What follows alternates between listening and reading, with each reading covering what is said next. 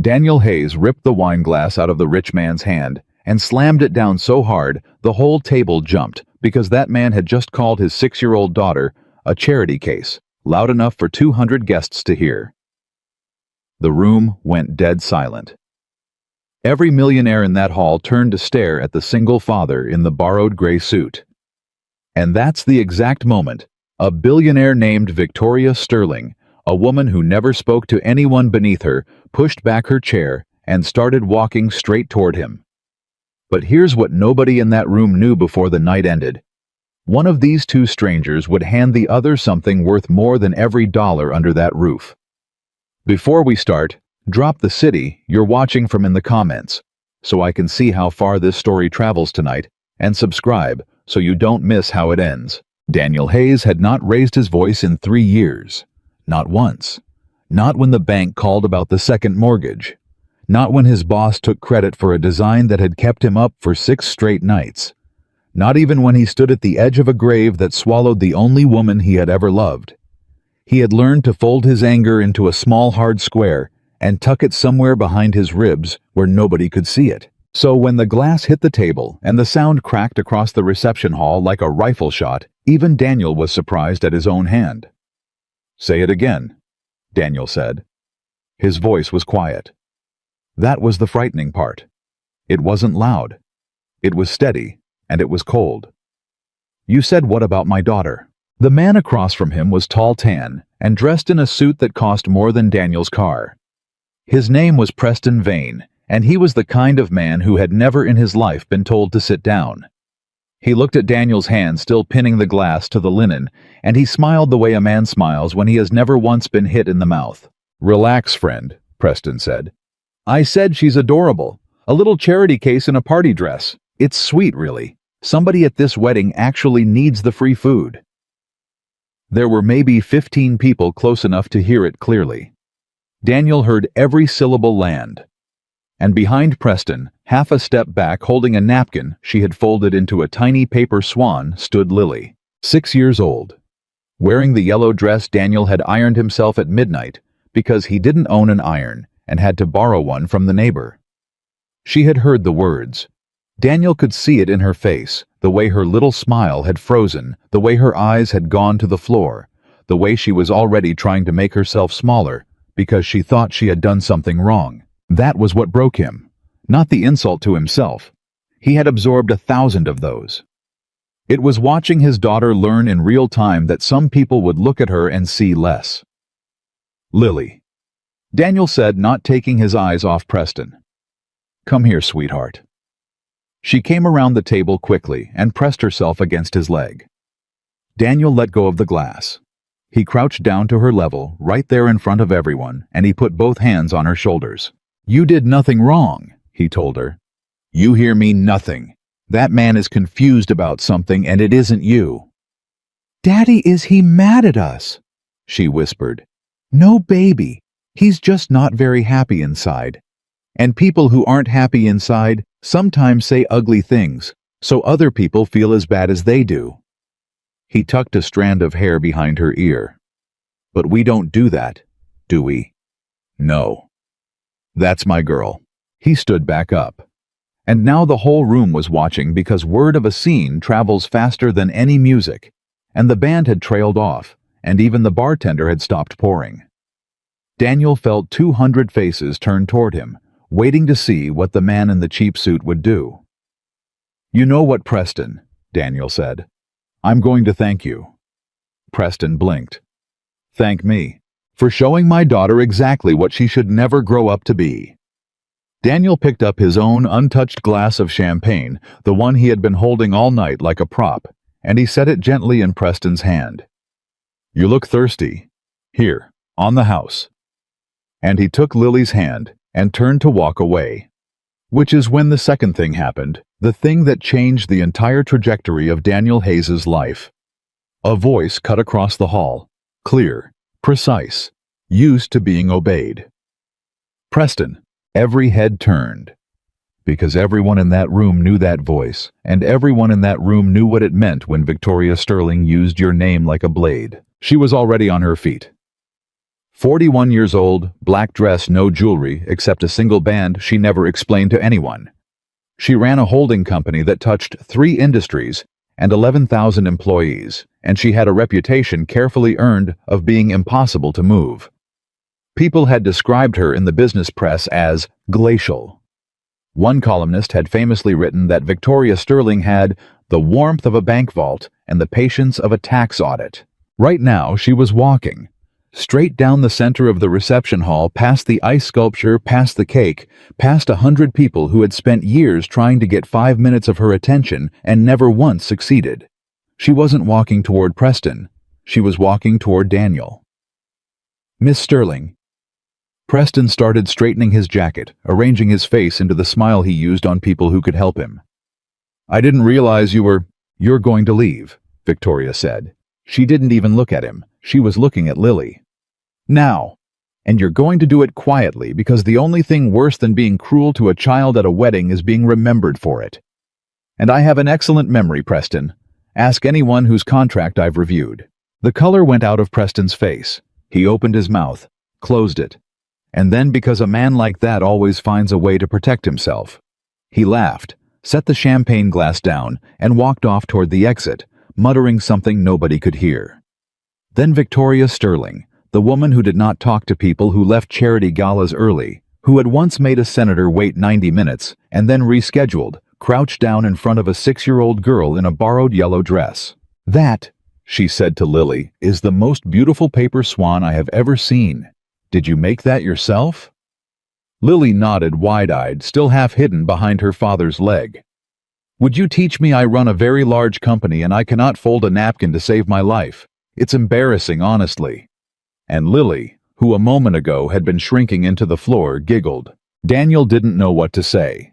For 3 years, his whole existence had been about protecting this little girl from a world that kept taking things away from her. And he had spent that entire time believing he had to do it alone. Because that's what happens when the person who was supposed to help you carry the weight is gone. And now a stranger worth more money than he could imagine, was on her knees on the ballroom floor making his daughter laugh. "Thank you," Daniel managed. "You didn't have to do that." Victoria stood back up, and for a moment they simply looked at each other, and something passed between them that neither of them could have named yet. Recognition, maybe. 2 people who had learned to survive by making themselves invisible, standing in the middle of a crowded room, suddenly seen. "No," Victoria said. "I didn't have to. But I've spent a very long time in rooms full of people like Preston Vane. And I've noticed something."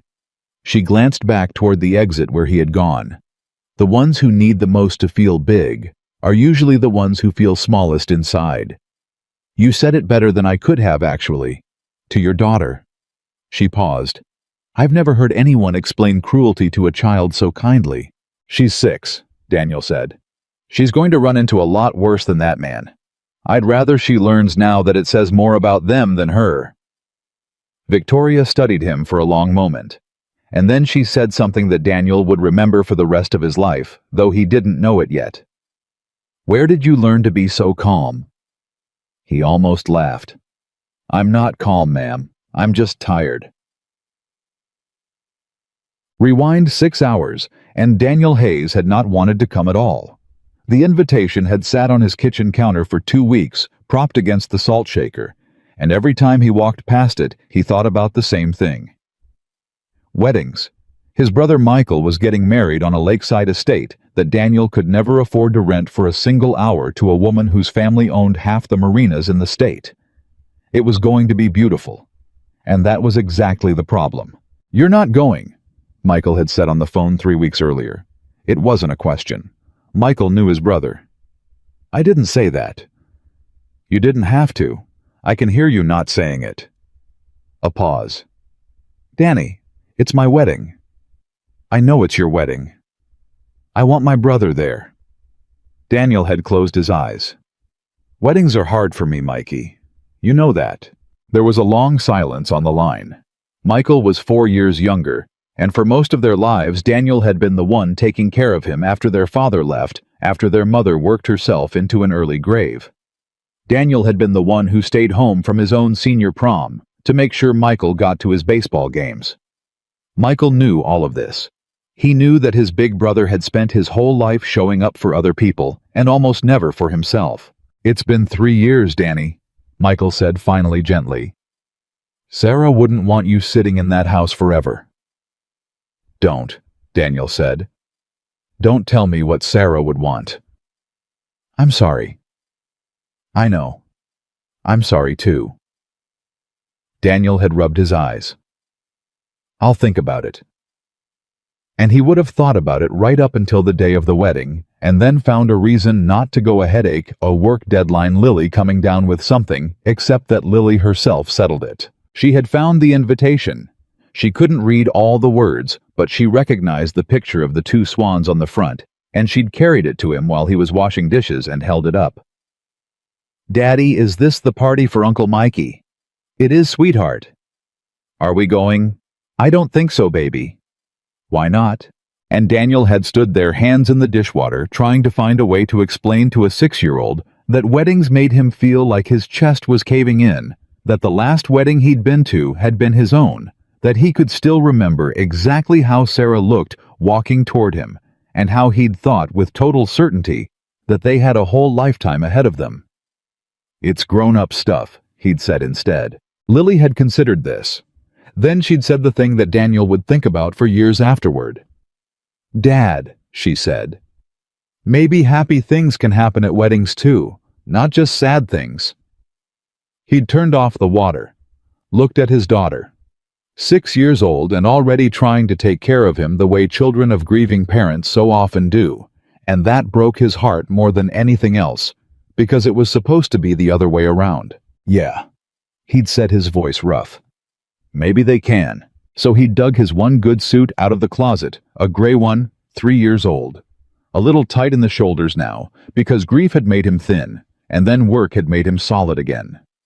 He'd ironed Lily's yellow dress at midnight, and he'd driven the 40 minutes out to the estate, telling himself the whole way that he would put in an hour, be seen, be a good brother, and then leave before the dancing started, before the toasts, before all the parts that hurt. He had not planned to speak to a single soul. He had certainly not planned to speak to Victoria Sterling. What Daniel didn't know, what nobody in that hall knew, was that Victoria almost hadn't come either.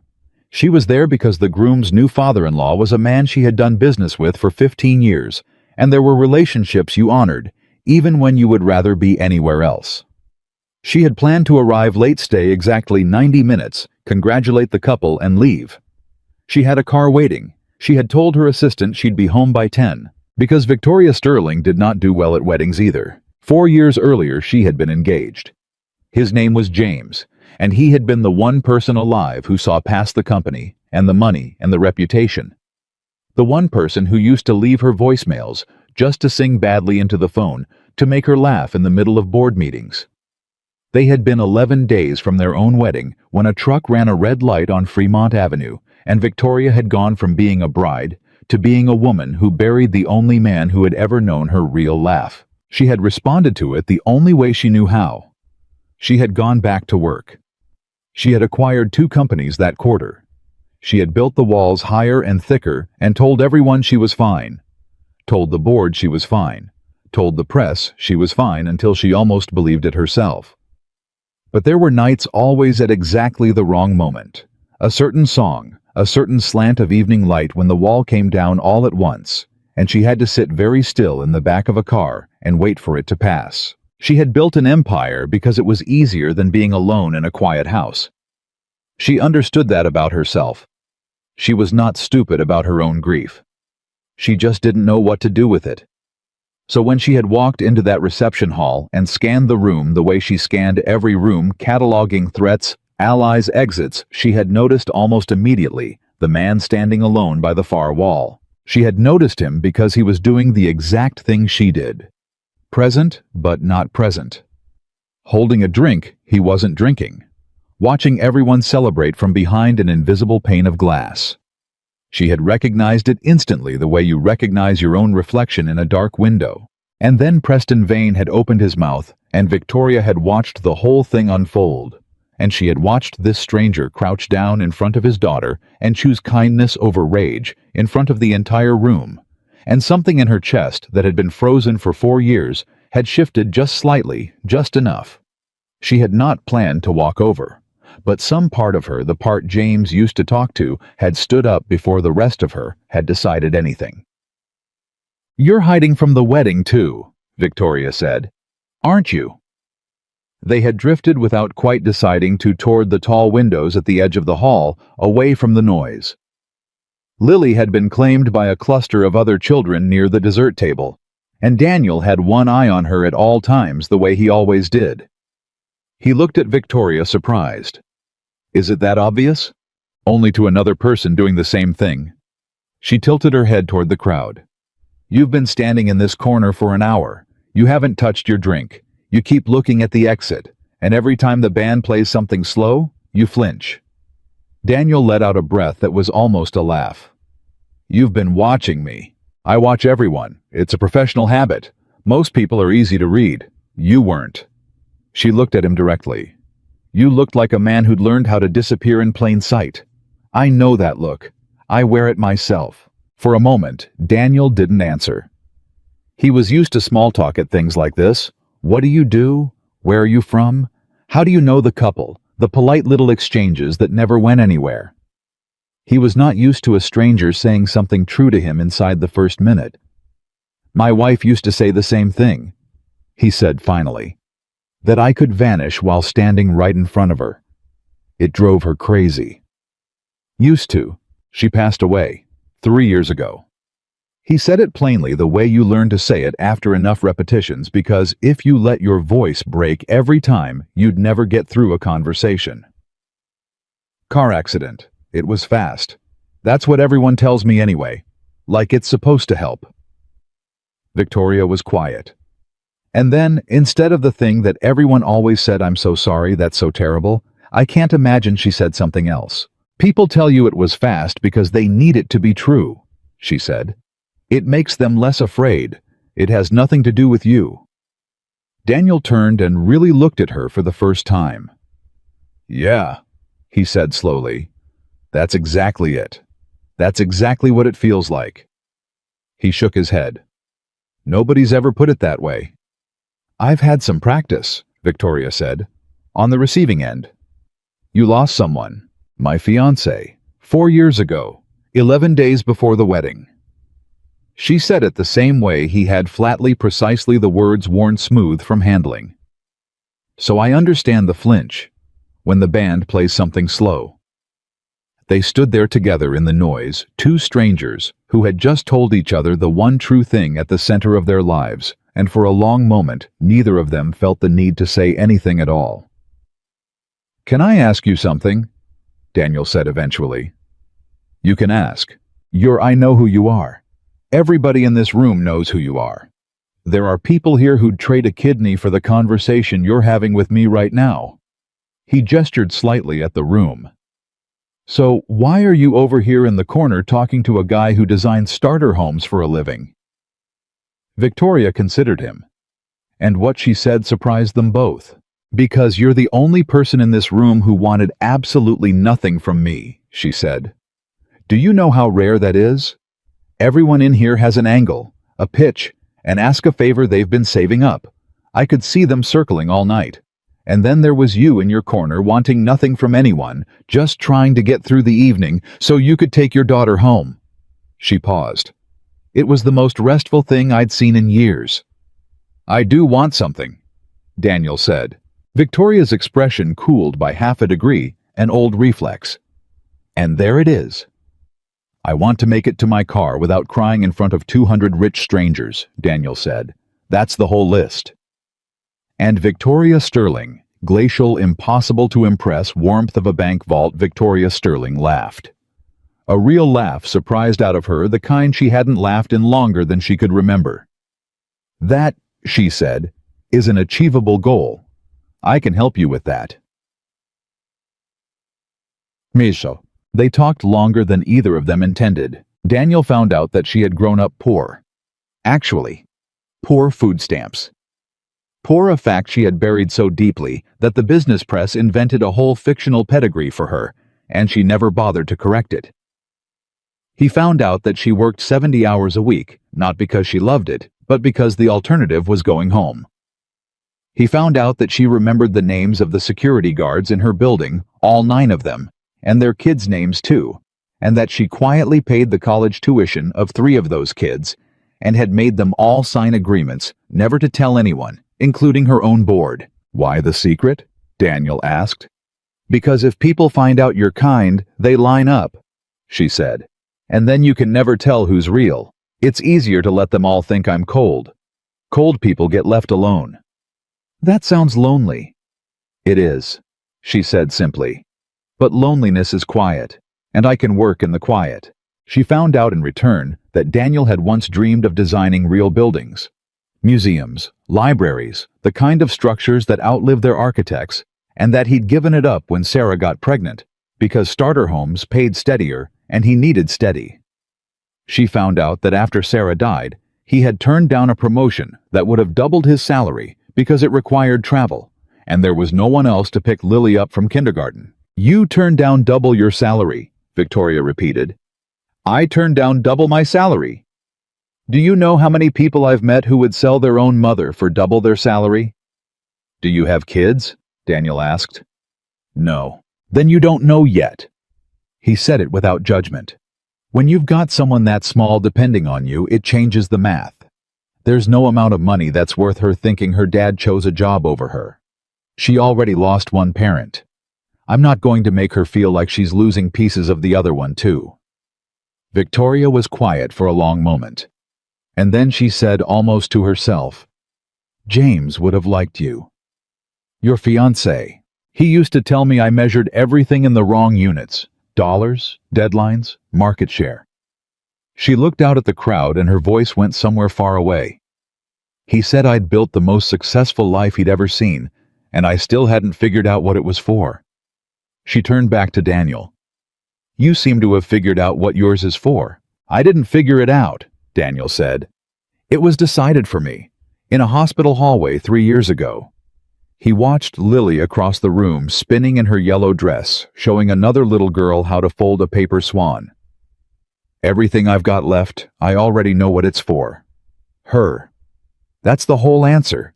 It's not complicated when you've got nothing else. You don't have nothing else, Victoria said, and she didn't fully understand why she said it.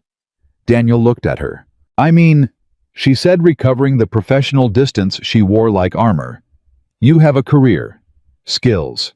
You're clearly very good at what you do, whether or not you get to build museums. She stopped. That wasn't what she had meant, and they both knew it, and the small, honest thing hung in the air between them. It was Lily who broke it. She came running across the hall, weaving between the tables, and she skidded to a stop in front of them and tugged on Daniel's sleeve. Daddy. Daddy, I made a swan for the nice lady. She held it up. It was lopsided, and one wing was bigger than the other, and it was without question the finest thing in that entire $800,000 wedding. Is she still here? I want to give it to her. She's right here, baby, Daniel said. Lily turned, looked up, and her whole face lit up when she realized the nice lady from before was still there. This is for you, Lily said solemnly, presenting the swan with both hands. So you can practice, so you're not embarrassed anymore at your big company. And Victoria Sterling, who negotiated 9-figure deals without blinking, who had once stared down a hostile takeover with her heart rate never breaking. 60 knelt down on the floor of a wedding hall and took a lopsided paper swan from a 6-year-old girl, and had to look away for a moment because her eyes had gone hot, and she absolutely was not going to cry in front of 200 people. Thank you, she said, and her voice wasn't quite steady, and she didn't try to hide it. I'm going to keep this on my desk, right next to the phone, so every time somebody important calls, I'll see it first. Promise, Lily said. I promise. Pinky promise. Victoria held out her little finger. Pinky promise. Daniel watched the two of them. His daughter and this stranger hooked their fingers together over a paper swan, and something happened inside his chest that he hadn't felt in 3 years. It wasn't hope exactly. He wasn't ready for anything as big as hope. It was smaller and quieter than that. It was the sensation of a door he'd nailed shut a long time ago, moving just slightly on its hinges. The feeling of a wall that had been solid for 3 years developing for the first time the smallest hairline crack. He didn't trust it. He'd learned not to trust good feelings because, in his experience, they were usually the setup for something worse. But he felt it anyway. "Lily," he said gently, "why don't you go say goodbye to your cousins? We're going to head home soon. Okay?" "Okay, Daddy." And she was gone again, off across the room, the way children move, all forward motion, no looking back. Daniel turned to Victoria, who was still holding the swan carefully in both hands, like it was made of glass. "She likes you," he said. "That doesn't happen.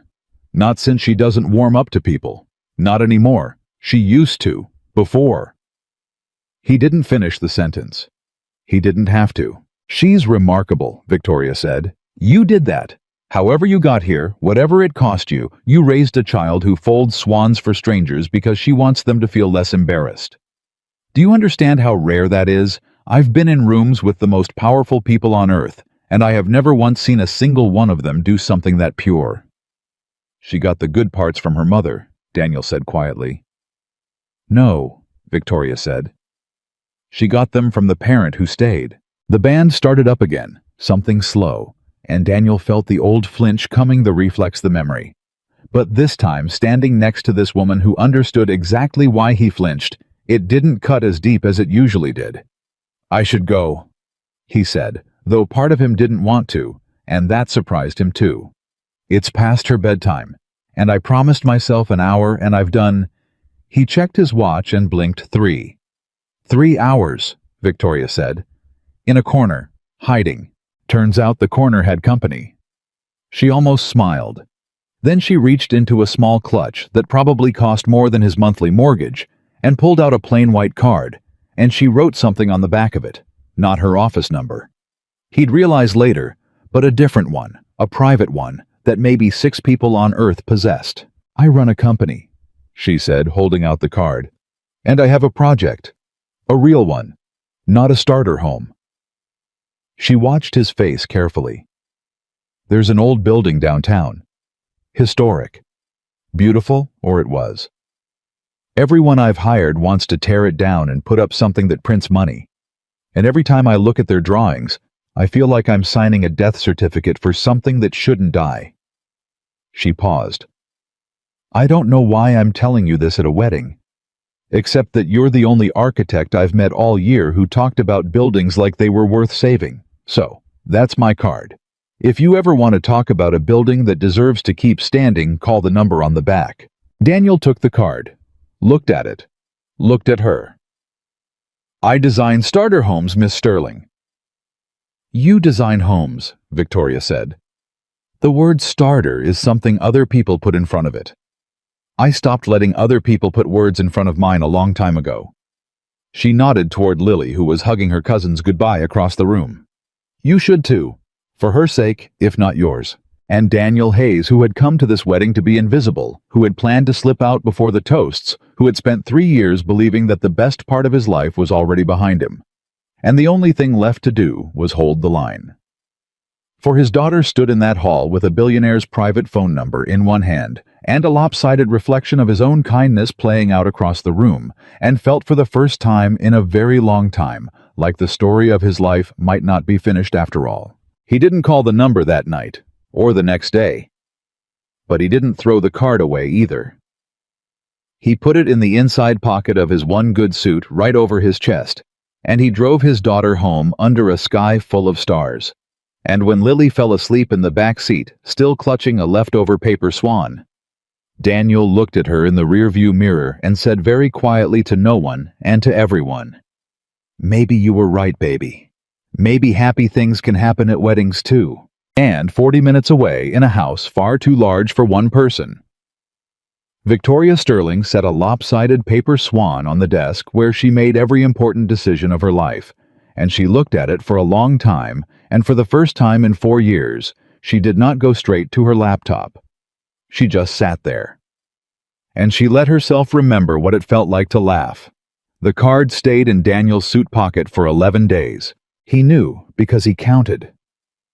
Every morning he'd hang the gray jacket back on the hook by the door, and every morning he'd feel the small, stiff rectangle in the inside pocket right over his heart, and every morning he'd tell himself the same thing.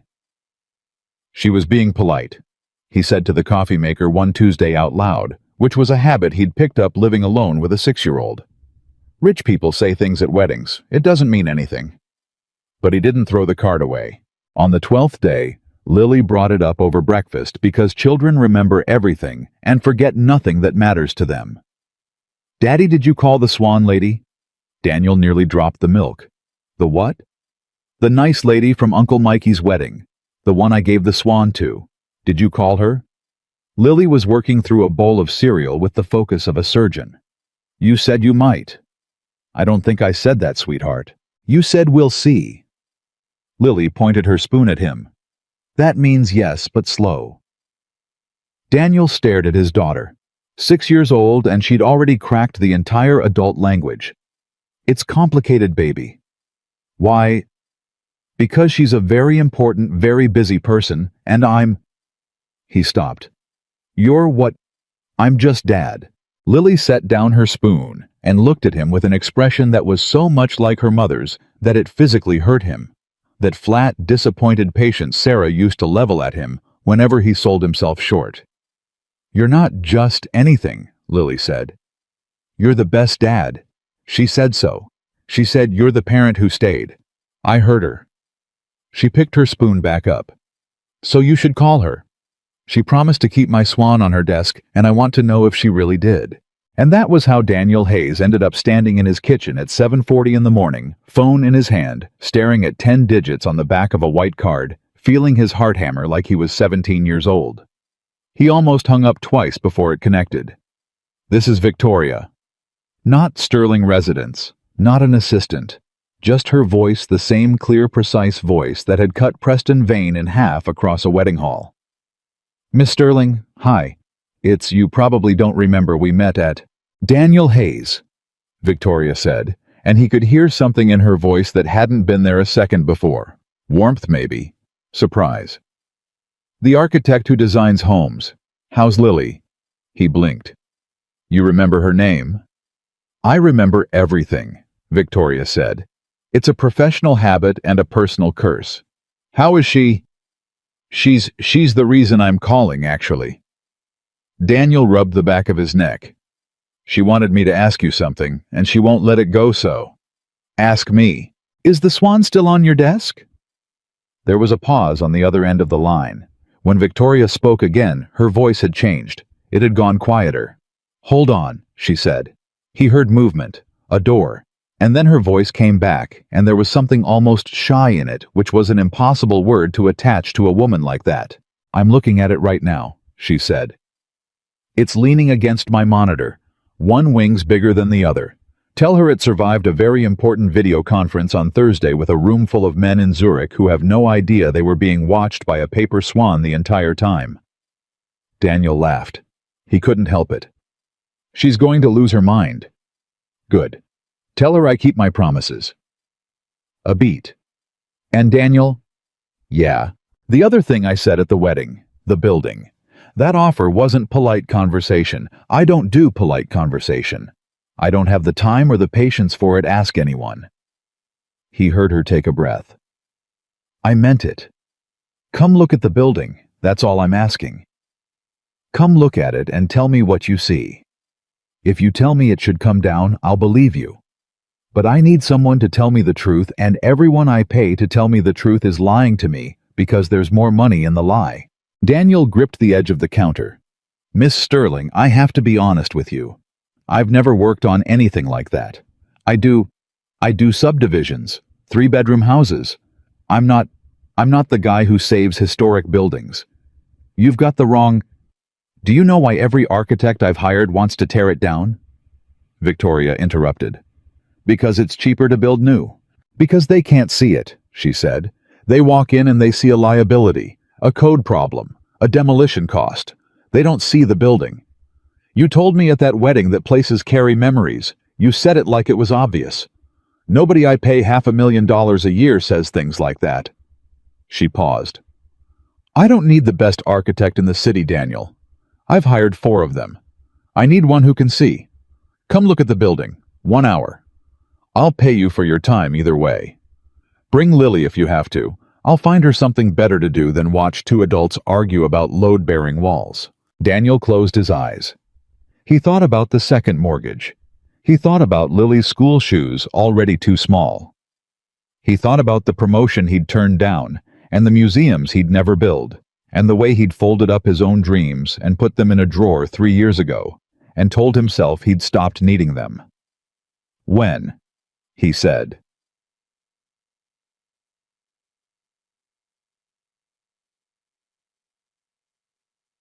The building was on the corner of 9th and Marlowe, and Daniel knew it the second he saw it, because he'd walked past it 100 times as a kid. "The Ardmore," he said, standing on the sidewalk looking up. "This is the Ardmore. You know it." Victoria was beside him in a coat that probably cost more than his car, looking entirely out of place on the cracked downtown sidewalk and entirely unbothered by it. "Everybody who grew up around here knows it. My grandmother used to take me to the tea room on the 3rd floor when I was little. It closed when I was, I don't know, 9, 10. He walked toward the entrance and his whole posture had changed. Victoria noticed it immediately. He wasn't standing back anymore. He was leaning in. They had these tiles in the lobby, green and gold. My grandmother used to let me count them while she talked to her friends. There were 482. You counted the tiles. I was 9 and bored." He reached the door and put his hand flat against the old brass. "Are they still in there? The tiles?" "I don't know," Victoria said. "I've been in this building exactly twice, and both times I had a lawyer on one side and an engineer on the other, telling me what it would cost to knock it down." Daniel turned to look at her. "You own it, and you've never actually looked at it. I own 41 buildings, Daniel. I don't have a personal relationship with all of them." But even as she said it, something flickered across her face like she'd heard how it sounded. "I bought it as part of a portfolio. The plan was always to redevelop the corner. It's prime real estate. The building is just in the way." "In the way," Daniel repeated. "That's what my board calls it." He pushed open the door and walked inside, and Victoria followed him, and she watched a transformation happen that she would think about for a long time afterward. Because the man who'd been just dad in the doorway of his own kitchen, the man who'd shrunk into the corner of a wedding hall, straightened up the moment he crossed the threshold of that ruined old building. He walked into the dim lobby, and he didn't see the water stains or the boarded windows or the half-century of dust. He crouched down and brushed his hand across the filthy floor, and when he pulled his hand back, there it was under the grime. Green and gold. "They're still here," he said, and his voice caught. "The tiles are still here. Daniel, 482 of them." He looked up at her from the floor, and there was something in his face she hadn't seen before. Something young and open and completely without armor. "Miss Sterling, do you have any idea what you're sitting on? Do you know how much handwork went into these? Nobody makes floors like this anymore. Nobody can. The craftsmen who did this are all dead. If you tear this down, this doesn't come back. Not for any amount of money. This is the only one there is." Victoria stood very still. "Show me the rest," she said quietly. So he showed her. He walked her through that building for 2 hours, and it was nothing like the tours the engineers had given her. The engineers had shown her problems. Daniel showed her a building.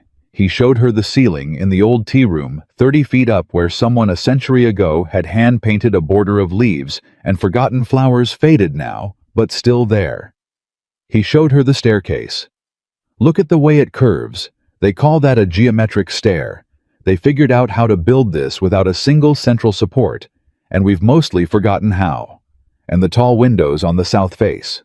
And the way the light came through them even now through 100 years of dirt." "You feel that?" he said, standing in the middle of the empty second floor, arms out. The light. This whole building was designed around the sun. They oriented it so the reading room would catch the morning and the tea room would catch the afternoon. Somebody thought about that. Somebody stood right here 100 years ago and thought about how the light would move through this room, and then they built it, and it's still doing exactly what they wanted it to do. He turned to her. You can't buy that. You can't build that on a deadline with a spreadsheet. You'd have to care, and nobody's paid to care anymore. You're not being paid to care either, Victoria said. I'm paying you for an hour of your time to tell me whether it should come down. Daniel looked at her. It shouldn't come down, he said. But you already knew that, or you wouldn't have hunted down a starter home architect at a wedding and put your private number on the back of a card. You didn't need me to tell you the truth, Miss Sterling. You needed somebody to say it out loud so you'd have permission to believe it. For a long moment, Victoria didn't say anything at all. And then she did something Daniel didn't expect. She laughed short and disbelieving and shook her head. James used to do that, she said. See straight through me like that. It's very irritating. Your fiancé. He'd have loved this building. He'd have loved you standing in the middle of it with your arms out, telling a billionaire she already knew the answer. She walked to one of the tall windows and looked out through the grime at the street below. I have a board meeting in 9 days. On the agenda is a vote to approve the demolition and break ground on a 40-story mixed-use tower. The projections on that tower are extraordinary. It would be financially the best decision I've made in 3 years. And I don't want to sign it. She said it like a confession, like it cost her something. I've been sitting on this vote for 4 months. My CFO thinks I'm losing my edge. Maybe I am. She turned back to face him.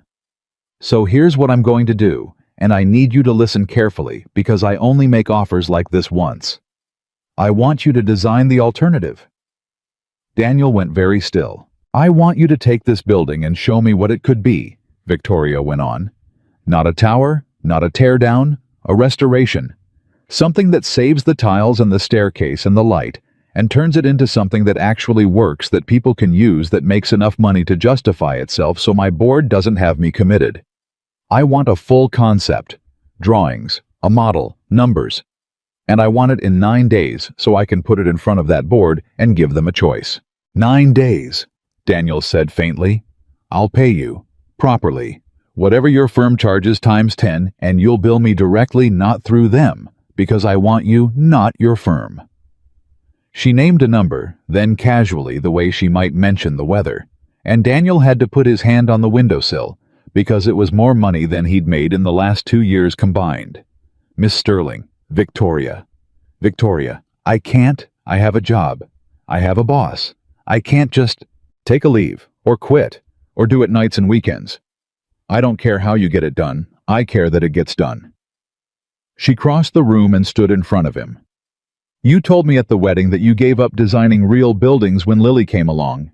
Museums, libraries, the things that outlive you. Her voice softened. This building has stood for 100 years, Daniel. If you save it, it'll stand for 100 more. Your name will be on it. Lily will be able to bring her kids here someday and say, my father did this. You want to talk about what things are for. That's what this is for. That's what I'm offering you. And Daniel Hayes, standing in a ruined tea room where his grandmother had once let him count tiles, felt the drawer he'd shut 3 years ago slide all the way open. Why me? He said. It came out rougher than he meant it. Really? Why me? You could have anyone. Why the guy in the borrowed suit? Victoria looked at him for a long moment, and when she answered, she told him the truth, which was not something she did often. Because for 4 years I've been surrounded by people who see exactly what things cost and nothing about what they're worth, she said. And then a man knelt down at a wedding and told his little girl that a cruel man was just unhappy inside. And I thought there's someone who still knows the difference. There's someone who could look at a broken thing and see what it used to be instead of just what it would cost to haul away. Her voice dropped. I need to be around that. I've forgotten how to see it myself. I need someone to remind me. Daniel didn't have an answer for that. It landed somewhere too deep for words. I'll do it, he said. But I have conditions. Victoria's eyebrow went up. You have conditions. 2. He held up his fingers. 1. Lily comes first. If she's sick, if there's a school thing, if she needs me, I'm gone no matter what's on the schedule, no matter whose board meeting it is. That's non-negotiable. If that's a problem, we shake hands right now and I go home. Done, Victoria said instantly. That's not a condition, that's the only sane thing anyone said to me in months. What's 2? 2. Daniel looked at her steadily. You don't get to disappear on me. If I'm going to bet everything on 9 days and 1 board meeting, I need to know you're actually in it, not hiding in your corner. I saw you at that wedding, Victoria. You were doing the same thing. I was standing in a room full of people and being somewhere else entirely. If we're doing this, I need you here, present, for real. Victoria realized the exact thing she'd said to him. You looked like a man who'd learned to disappear in plain sight. He'd turned it around and handed it back. That's a harder condition than the first one, she said quietly. I know. Nobody's asked me to be present in 4 years. Do you understand? People ask me for money, access decisions, favors my signature. Nobody asks me to actually be there. I'm asking. She held out her hand. Deal, she said. And when Daniel shook it, something passed between them again, the same current that had run through them both across a crowded wedding hall, and neither of them let go quite as fast as a business handshake required, and both of them noticed, and neither of them said a word about it. The next 9 days rearranged Daniel's entire life. He quit his job. He did it on the second day after lying awake the whole first night doing math and coming to the terrifying conclusion that Victoria's offer, if it went through, meant he'd never have to lie awake doing math again. His boss, the one who'd taken credit for his designs for 6 years, was so stunned he actually stood up from his desk. You're making a mistake, Hayes, he said. You've got a good steady thing here. You've got a kid to feed. You're going to walk away from a guaranteed paycheck to gamble on some rich woman's pet project. What happens when it falls through? Then it falls through, Daniel said, and I'll have designed something real for 9 days, which is more than I've done here in 6 years. He picked up the box of his things off the desk. You know what, Rick, keep the coffee mug. Consider it a going-away gift. He set up a workspace in his dining room. He covered the table in tracing paper, and the walls in printouts and photographs of the Ardmore, and he worked after Lily went to bed until 2, 3, 4 in the morning, and then got up at 6:30 to make her breakfast and take her to school, running on coffee, and something he hadn't felt in years, which was the electric current of doing work that mattered. And Victoria, to his genuine surprise, kept her end of the deal. She showed up. Not through an assistant, not by phone, she showed up. She came to the dining room on the 3rd night still in her work clothes, and she looked at the drawings spread across his table, and she asked real questions. And when Lily padded out in her pajamas because she'd heard voices, Victoria didn't wave her away. Is that my swan? Lily said, pointing at the drawings, because there in the corner of the main concept sketch, tiny tucked into a rendering of the restored lobby, Daniel had drawn a small paper swan on a reception desk. That's your swan, Daniel confirmed. I put it in the drawing. Why? Because, Daniel said, the whole idea of this building is that we keep the things that matter instead of throwing them away. And your swan matters, so it's in the plan. Lily beamed like she had been knighted, and Victoria, standing over the drawings, had to press her lips together and look at the ceiling for a second. You put a paper swan in $100 million architectural concept, she said. I did. My board is going to have questions. Then I'll answer them, Daniel said. The swan stays. Victoria came back the 4th night. And the 5th. On the 6th night, she brought dinner, actual dinner, from a place with cloth napkins, because she'd noticed there was almost nothing in his refrigerator, and she'd figured out correctly that he'd been feeding Lily first and himself with whatever was left, which lately was not much. You don't have to do that, Daniel said when she set the bags on the counter. I know I don't have to. I own a company, Daniel. I'm aware of the concept of things I don't have to do. She started unpacking cartons. You're working 18 hours a day on my building and living on coffee and toast. I need you functional.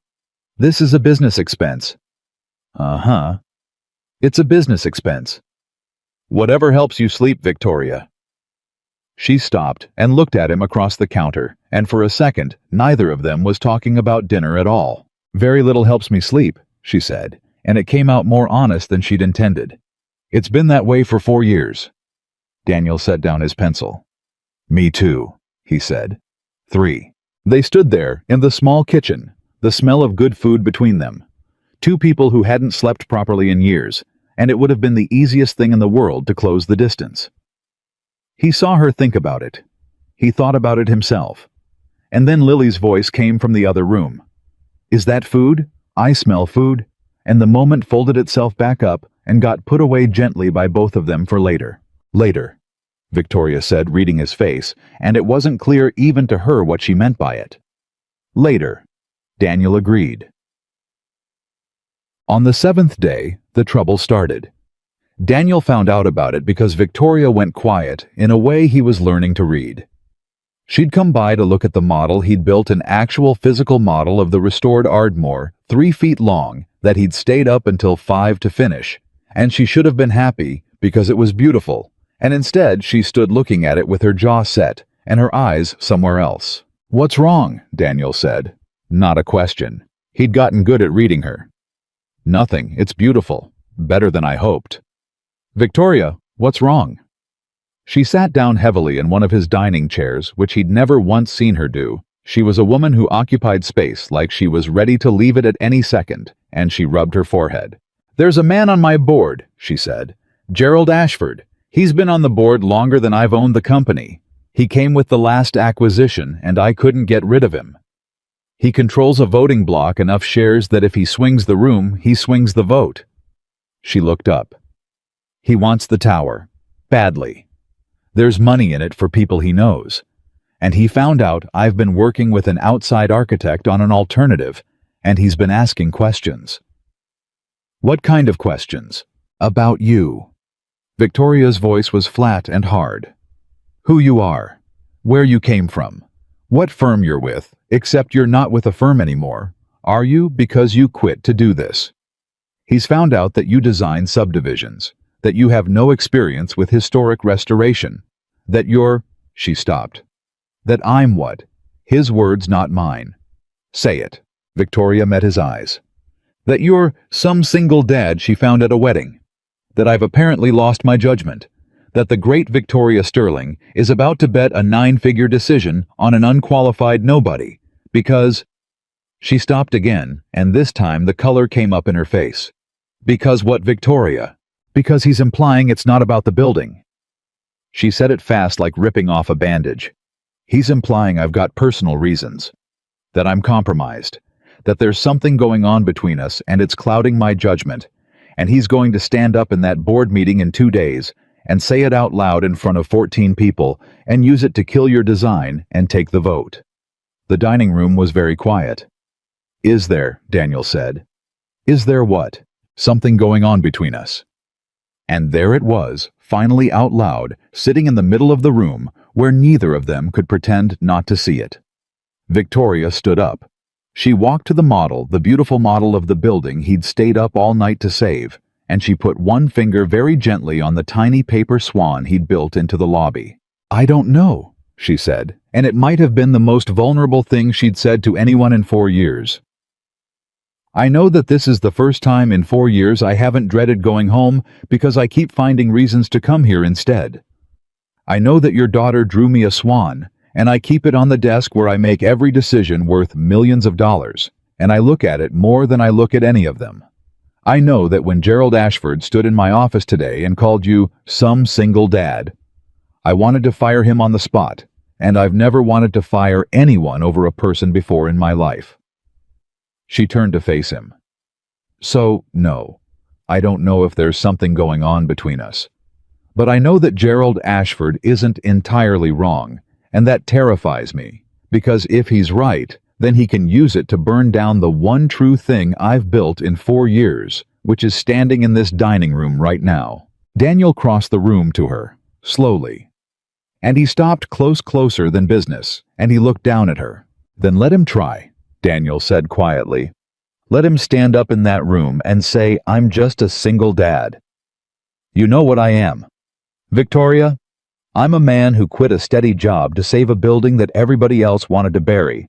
I'm a man who counted 482 tiles when I was 9 years old and remembered every one of them. I'm a man who's going to stand next to you in that board meeting if you'll let me, and show 14 people something they've never seen before. He took a breath. Let him call me a single dad. It's the proudest thing I've ever been. He can say it like an insult. I'll wear it like a medal. Victoria looked up at him, and for a second her whole careful architecture, the walls, the armor, the glacial distance cracked wide open, and she let him see the woman underneath the one who'd been alone in a too-big house for 4 years. You'd come to the board meeting, she said. You'd stand in front of Gerald Ashford and 14 shareholders and defend a building nobody but you believes in. I'd stand in front of anybody, Daniel said, for something worth saving. And they both knew standing there that he wasn't only talking about the building. From the other room, small and sleepy, came Lily's voice. Daddy, is the Swan lady staying for a bedtime story? Daniel didn't take his eyes off Victoria. Are you? He asked. Staying. And Victoria Sterling, who had a car waiting and a board briefing to prep and a war to fight in 48 hours and every reason in the world to walk out the door and go back to being the untouchable woman the world thought she was, set down her keys on Daniel's kitchen counter. Yeah, she said, and her voice wasn't quite steady. I'm staying. And she walked into a little girl's room to hear a bedtime story, and Daniel stood in his kitchen and watched her go, and understood that in 2 days everything he'd rebuilt could be taken from him by a man who'd already decided he was nothing, and that he was going to fight for it anyway. The bedtime story lasted 20 minutes. And when Victoria came back out of Lily's room, she was different, and Daniel saw it immediately. She fell asleep before the end, Victoria said. She stood in the doorway, and her hand was still on the frame, like she wasn't sure she was allowed to come all the way back into the room. She made me promise to tell her how it ended tomorrow. I told her the frog turned back into a prince, and she said that was obvious and fell asleep anyway. That's her review of most things, Daniel said. Obvious. She's a tough critic. She held my hand. Daniel looked up from the model. While I read, Victoria said. Her voice had gone strange. She just reached over and held my hand, like it was nothing, like people do that. She looked at her own hand like it belonged to someone else. Nobody's held my hand in 4 years, Daniel. I negotiate billion-dollar deals. I fire people. I've had grown men cry in my office. And your 6-year-old just reached over and held my hand while I read her a story about a frog and I... She stopped. Her jaw worked. I had to keep reading. I couldn't let my voice do the thing it wanted to do. Daniel set down his pencil. Come here, he said quietly. Daniel, I'm not going to do anything. Come here. She came. And he didn't take her hand, and he didn't close the distance the way part of both of them wanted, because Gerald Ashford's accusation was sitting in the room like a live wire, and they both knew it. He just stood close to her, and he said the thing she needed to hear. That's what it's supposed to feel like, he said. That's not weakness, Victoria. That's the thing all the money is supposed to buy and never does. A kid holding your hand because she trusts you. That's the whole game. Everything else is just noise to fill up the quiet. Victoria closed her eyes. He's going to use her, she said. Ashford. He's going to stand up in that boardroom and say I've gotten sentimental. That I've let a single father and his little girl cloud a 9-figure business decision. And the worst part, Daniel, the part that's keeping me up, she opened her eyes, is that he might be right. Maybe I can't see the building clearly anymore. Maybe I want to save it because I want to save something, anything, and it happens to be the thing standing in front of me. Daniel was quiet for a moment. Can I show you something? He said. He walked her over to the drawing spread across the dining table, and he pulled one out from the bottom of the stack. A page she hadn't seen covered in numbers. This is the part I haven't shown you yet, he said, because I wanted it right before I did. He tapped the page. You want to know if you're being sentimental? Here's the answer. This is the financial model, the full restoration, adaptive reuse, mixed commercial and residential. Ground floor retail. The tile lobby becomes an anchor. People will pay a premium to have their business in a lobby like that.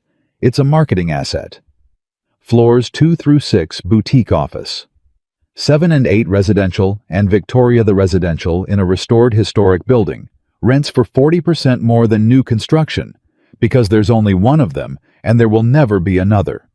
Nobody can compete with a 100-year-old building because you can't build a new 100-year-old building. He looked at her. The tower makes more money in year 1. I'll give Ashford that. But the tower depreciates. It's a commodity. There's 40 of them going up in this city. This building appreciates. In 15 years, it's worth more than the tower. And in 50, it's a landmark. And a landmark is an asset you literally cannot replace. He straightened up. You're not being sentimental. You're being right. You just haven't had the numbers to prove it. Now you do. Victoria stared at the page. Then she stared at him. You did the financials, she said slowly. You. A subdivision architect. I did the financials, Daniel said, because I knew that if I walked into that boardroom with a beautiful drawing and a sad story about tiles, Ashford would eat me alive. I've been dealing with men like Ashford my whole life, Victoria. Rich guys who think a man in a cheap suit can't count. He tapped the page again. So I counted. I stayed up 2 nights, and I counted everything. He wants to fight me on money, fine. I'll fight him on money. And I'll win, because his tower is a bet on next year, and my building is a bet on the next 100, and any man who can't see that shouldn't be on your board in the first place. For a long moment, Victoria didn't say anything. And then she laughed, a real one, the kind he'd surprised out of her at the wedding, and she pressed her hand flat against the drawings. You've been sandbagging me, she said. This whole time. Everybody thinks you're the sweet single dad who talks about light and memories, and underneath I'm a guy who's been underestimated his entire life, Daniel said, and learned to use it. You've got a 9-figure decision, Victoria. I'm not going to lose it because Ashford thinks I'm nobody. I want him to think I'm nobody. I want him to walk into that room feeling like he's already won. Daniel's jaw set. And then I want to hand you the pages, and I want to watch his face when he realizes the single dad from the wedding just outmodeled his entire finance team. Victoria looked at him with something in her eyes that hadn't been there before. Not warmth this time. Respect. The particular respect of one fighter for another. James was smart, she said quietly. James was one of the smartest men I ever knew. But James was smart the way people who've never been poor are smart. He'd never had to count. She shook her head slowly. You count everything, don't you? You've been counting your whole life. Tiles, dollars, every school shoe, and every gallon of gas. When you don't have much, Daniel said, you count what you've got. It's not a hardship. It's a skill. It's the skill that's going to win your board meeting. They had 36 hours. Daniel didn't sleep. He refined the model, sharpened the numbers, built a presentation he could deliver in his sleep, because he was fairly sure he'd be delivering it on no sleep at all.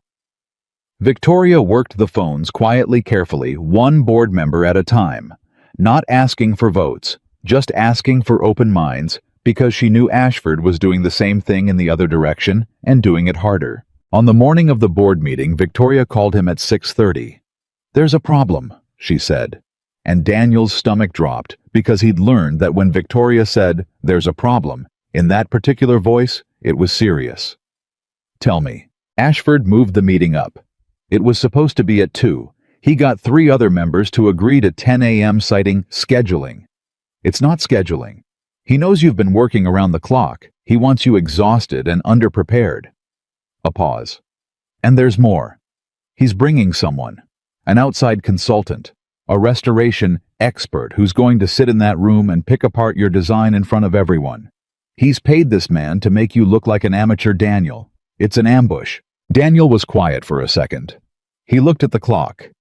He looked at Lily's closed bedroom door. He looked at the model on the table. Who's the expert? His name is Harmon. Curtis Harmon. He's legitimate. He's done real restorations. He teaches at the university. Ashford spent good money on him. He's going to sit across from you and use 40 years of credentials to tell the room you don't know what you're doing.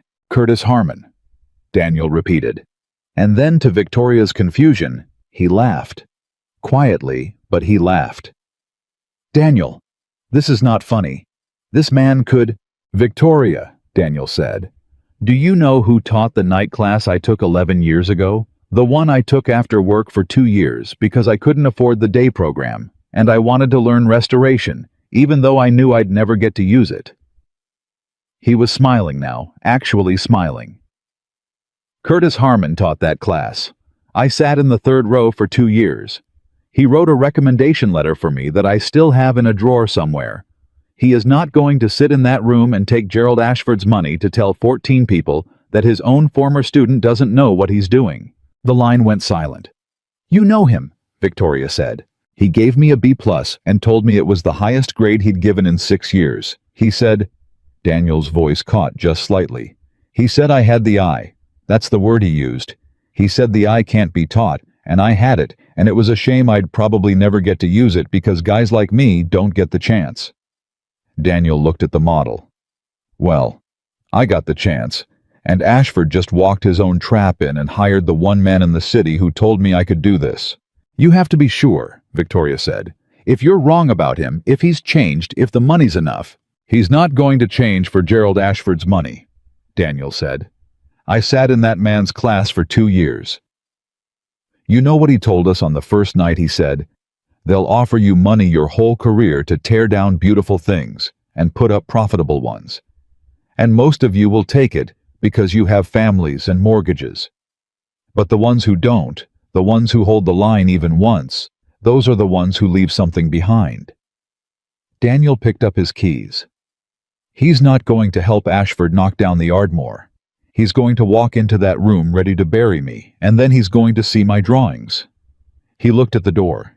Get Lily's babysitter. I'm coming to that meeting. The boardroom was on the 42nd floor, all glass and steel, the kind of room designed to make a man in a gray suit feel small. Daniel felt it working on him the second he stepped off the elevator. 14 people around a table the size of his entire dining room.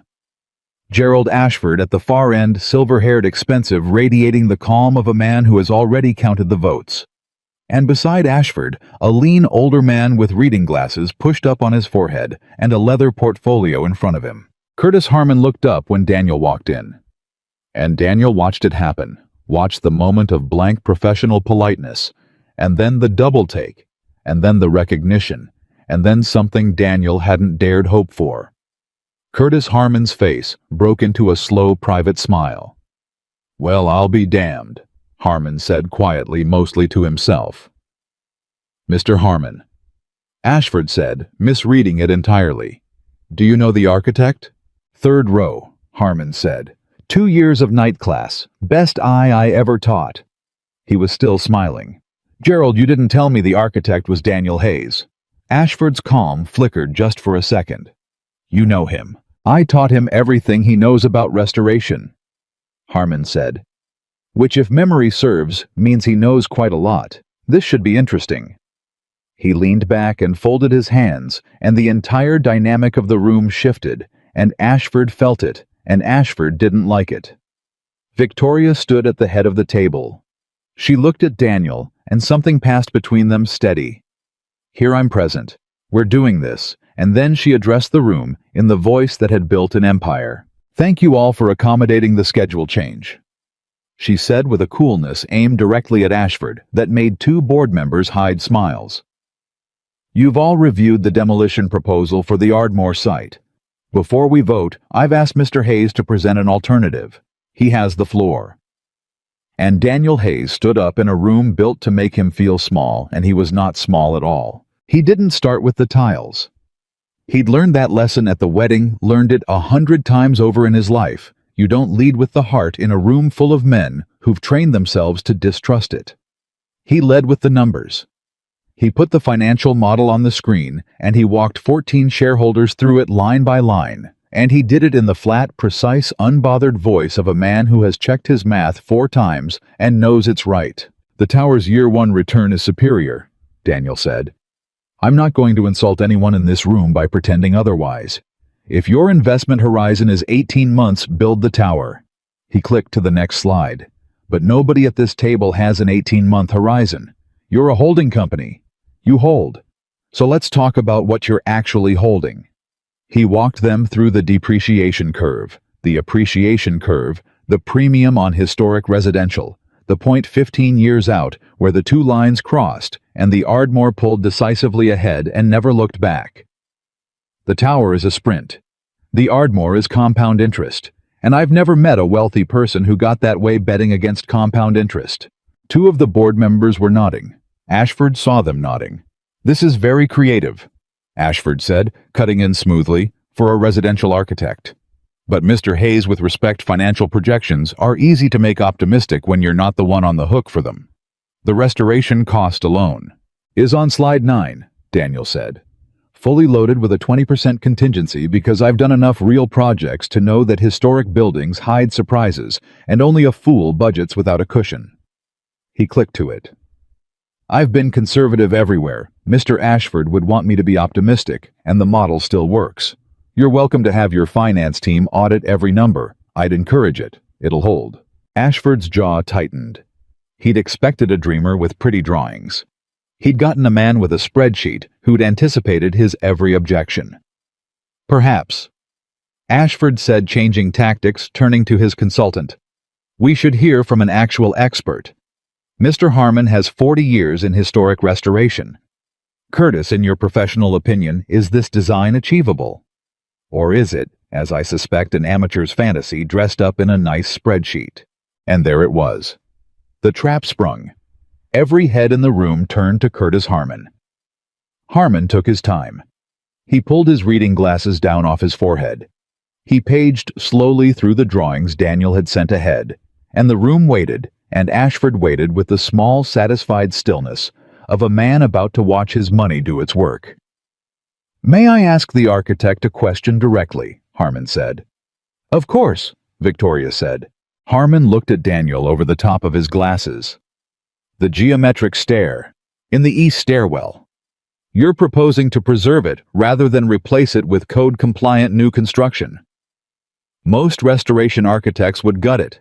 It's a liability. It doesn't meet modern egress width. It'll cost you a fortune in variances. He leaned forward. Defend it. The room went quiet. It was a test, and everyone knew it, and Daniel understood exactly what his old teacher was doing. He wasn't attacking. He was handing Daniel the ball. You can't replace it, Daniel said, because nobody can build it. It's a self-supporting geometric stair-cut stone, no central column. There are maybe a dozen people left alive who understand the geometry, and none of them are cheap, and that's precisely why it's worth saving. The variance is expensive, yes. But you don't preserve a stair like that because it's cheap. You preserve it because it's the single most valuable object in the building, because it's the thing no amount of money can reproduce, which makes it the definition of an appreciating asset. Daniel looked steadily at his old teacher. You taught me that, Mr. Harmon. First month of class. The things you can't rebuild are the only things worth keeping. Curtis Harmon sat back. And then slowly he took off his glasses entirely, and he turned to face Gerald Ashford, and he addressed the whole table. Gerald. Harmon said, you paid me to come in here and tell you this young man is an amateur. I'm going to give you your money's worth, so I'll be precise. He set his glasses on the table. In 40 years of teaching and practice, I have met perhaps 5 architects with a true eye for a building, the ability to look at a ruined structure and see not what it costs, but what it is. Daniel Hayes is one of them. I knew it 11 years ago, when he was sitting in the 3rd row of my night class, exhausted after a full day's work, and this presentation confirms it. His numbers are sound. His preservation strategy is not just achievable, it's better than what I'd have proposed myself, and I've been doing this since before he was born.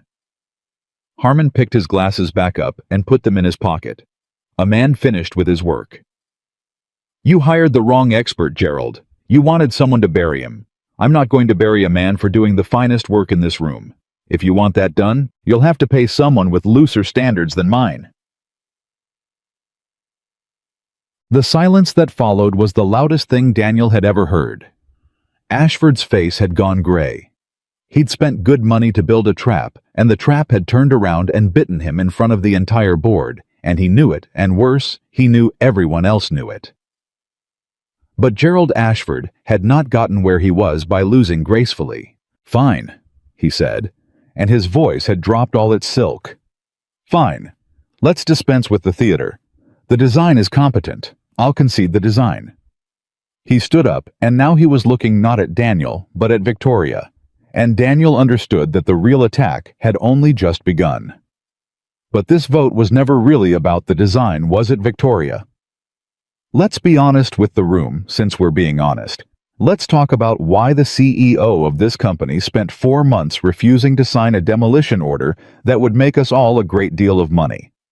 Let's talk about why she personally recruited an unknown residential architect from a wedding, I'm told, and has apparently been spending her evenings at his home. The room went very still. Daniel felt it, the temperature change, 14 people suddenly recalculating. "Careful," Victoria said. Her voice was ice. "I'm being very careful," Ashford said. "I'm being careful to protect this company from a CEO whose judgment has been compromised by a personal entanglement she won't disclose. That's my fiduciary duty, so let me ask you directly in front of the board you answer to." He leaned forward, both hands on the table. "Is your relationship with Mr. Hayes strictly professional, or has the great Victoria Sterling let a hard luck story and a cute kid cloud a 9-figure decision that affects every shareholder in this room?" And there it was. The thing he'd been building toward. He'd lost the design fight, so he'd change the war. If he couldn't kill the building on the merits, he'd kill it by killing her credibility, by making the whole room look at Victoria and see not a brilliant CEO, but a lonely woman who'd fallen for the wrong man and lost her edge. Daniel started to stand up to say something, to take the hit for her, to tell the room it was all his doing. But Victoria put a hand on his shoulder and pressed him gently back down. "I've got this," she said quietly. Just to him. And then Victoria Sterling stood up straight, and she looked Gerald Ashford dead in the eye, and she did the last thing in the world he expected. She told the truth. "You want to know if it's personal?" she said. Her voice was clear, and it carried to every corner of that room. "I'll tell you. Yes, it's personal." A ripple went through the board. Ashford blinked, thrown. He'd expected denial, and denial was what he'd built his trap to catch. "But not the way you're hoping, Gerald, so let me finish before you start measuring the drapes in my office." She walked slowly around the table as she spoke. 4 months ago, I couldn't sign that demolition order, and I didn't know why.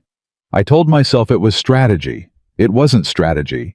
It was that every time I looked at the drawings for that tower, I felt like I was signing off on something I'd regret, and I couldn't articulate why, and it was making me crazy. And yes, Gerald, it was affecting my judgment because I was trying to make a decision with half the information. She reached Daniel's end of the table and stopped. And then I met a man at a wedding who looked at a broken building and saw what it was worth instead of what it cost. And I hired him. Not because of a cute kid. Not because I'm lonely, though. God knows you've all decided I must be. I hired him because he could see the thing I couldn't. And I needed to see it before I destroyed something irreplaceable on the advice of men like you who've never in your lives valued anything you couldn't liquidate by Friday. The room was dead silent. Ashford's mouth opened. "Is it personal?" Victoria went on, and now her voice dropped, and somehow that made it land harder. "This man quit a steady job to save your asset. He built you a financial model your own finance team couldn't have improved on. He brought in the one restoration expert in this city credible enough to shut down the man you paid to ambush him. And he did it without knowing. That's who you'd hire. That was luck. But the rest of it, Gerald? The rest of it was work. So yes, it's personal.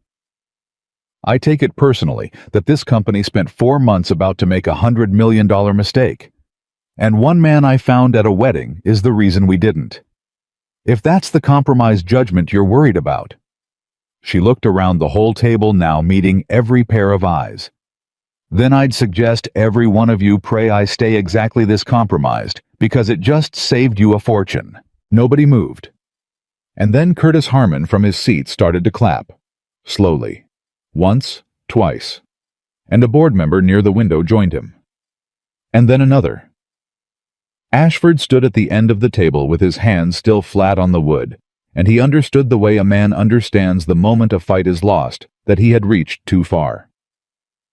He'd tried to turn her honesty into a weakness, and she'd stood up and turned it into the most compelling argument in the room. "I call the vote," Ashford said, because it was the only move he had left, and he said it like a man hoping the numbers he'd counted the night before would still hold. They didn't. They went around the table, and Daniel counted along with them the way he counted everything, and he watched the tower die. One raised hand at a time. Ashford's block held, but his block wasn't the whole room anymore, because two of the members he'd been sure of had watched a subdivision architect out-argue a paid expert, and a CEO stand up and tell the truth when a lie would have been easier and they'd changed their minds in the last 20 minutes. When it was done, the restoration had the votes. Not by much, but by enough. Victoria didn't celebrate. She simply nodded once like a woman who'd expected nothing less and said, "The motion carries. The Ardmore stands. Mr. Hayes leads the restoration. This meeting is adjourned." And Gerald Ashford picked up his things and walked out of that boardroom without a word, and everyone in the room understood that his time on the board was measured now in weeks.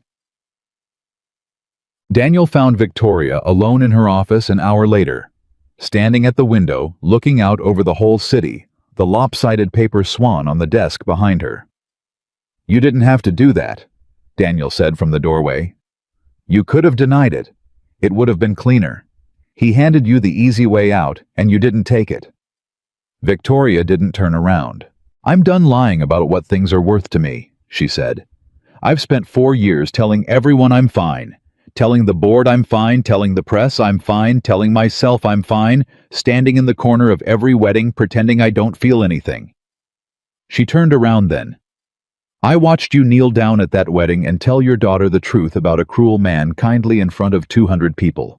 And I thought I've forgotten how to do that. I've forgotten how to just say the true thing out loud." She looked at him. "So today I said it, out loud, in front of the people who could hurt me most with it. And you know what happened, Daniel?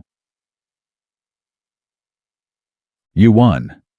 I felt like myself for the first time in 4 years." Her voice went rough. "That's what happened, not the vote. The vote's just money. I felt like the person I was before I buried James and turned into a woman who lives in a corner." She crossed the room toward him. "You did that. You and a 6-year-old with a paper swan. You walked into my life 11 days ago and started tearing down every wall I spent 4 years building, and I should be furious about it. And instead She stopped. "Instead, you what?" Daniel said quietly. They were standing very close now. There was no board meeting anymore. No Ashford, no live wire in the room, no accusation to keep them apart. Just the two of them, and a paper swan, and 11 days that had rebuilt them both. "Instead, I keep finding reasons to come to your dining room," Victoria said. "And I'm out of reasons, Daniel. The building's saved. The vote's over. I don't have a professional excuse to sit at your table anymore." Her eyes searched his face. "So, I'm going to have to come up with a different reason. And I'm terrified of what that reason is because the last time I let myself have a reason like that, I lost him 11 days before the wedding, and I don't think I'd survive it twice." Daniel reached up slowly, and he put his hand against the side of her face, and she let him, and she leaned into it, and 4 years of carefully built distance came down all at once. "Here's what I know," Daniel said. "I know I lost Sarah, and I thought that was the end of my story. I know I decided the best part of my life was already over, and the only thing left was to hold the line for Lily. I know I came to that wedding to be invisible." His thumb moved gently against her cheek. "And then a woman I was sure would never even look at me walked across a whole room to stand up for my daughter. And I've spent 11 days feeling something I swore I'd never feel again, and being scared out of my mind about it, same as you." He took a breath. "I can't promise you nothing bad will ever happen, Victoria. Nobody can promise that. You know that better than anyone. But I can promise you, I'll show up. Every day. That's the only thing I've ever been good at. Showing up. Even when it's hard. Especially when it's hard." Victoria's eyes were wet, and she didn't fight it. And for a woman who'd trained herself for 4 years, never to cry in front of anyone, letting him see it was the biggest thing she could have done. "That's the whole game, isn't it?" she whispered. "Showing up. You said it about Lily. That's the whole answer. That's the whole answer." And Victoria Sterling, billionaire, glacial, impossible to impress. Alone in a too-big house for 4 years, closed the last of the distance and pressed her forehead against his, and they stood there together in the quiet, two people who'd both been so sure their stories were over, discovering at the same moment that they'd only been paused. Behind them on the desk, where she made every decision worth millions, a lopsided paper swan with one wing bigger than the other kept its silent watch over the two of them. And for the first time in 4 years, Victoria Sterling wasn't looking at it to remember what mattered. She was looking at the man in front of her, because now she knew. They didn't tell Lily right away, not because they were hiding it, but because Daniel had learned something about being a single father that Victoria was only beginning to understand. You didn't hand a 6-year-old a big new thing carelessly. Lily had already lost one whole world. You didn't introduce another one to her the way you'd introduce a business partner. You let it grow slow in the quiet, in the ordinary places, until one day the child looked up and realized the thing had always been there. So it grew slow. Victoria started coming to the house not as an architect's client, but as something else, something neither of them named for a while. She'd show up on a Saturday morning with grocery bags because she'd noticed again that Daniel bought for Lily and skipped himself, and this time she didn't call it a business expense. "You bought vegetables," Daniel said, going through the bags. "You bought, is this kale, Victoria? Nobody in this house eats kale." "Somebody in this house is going to start," Victoria said, "because somebody in this house has been running on coffee and toast for 11 days, and I've decided I'm putting a stop to it." "You've decided." "I've decided. I run a company, Daniel. Deciding things is what I do." She was already opening cabinets, learning where things went, which was its own kind of intimacy, a woman learning the geography of a man's kitchen. "Where do you keep the—" "You don't have a colander, do you?" "I have a strainer."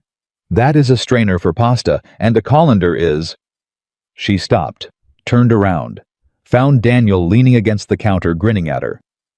"You're laughing at me." "I've never seen you not know where something is," Daniel said. "You always know where everything is.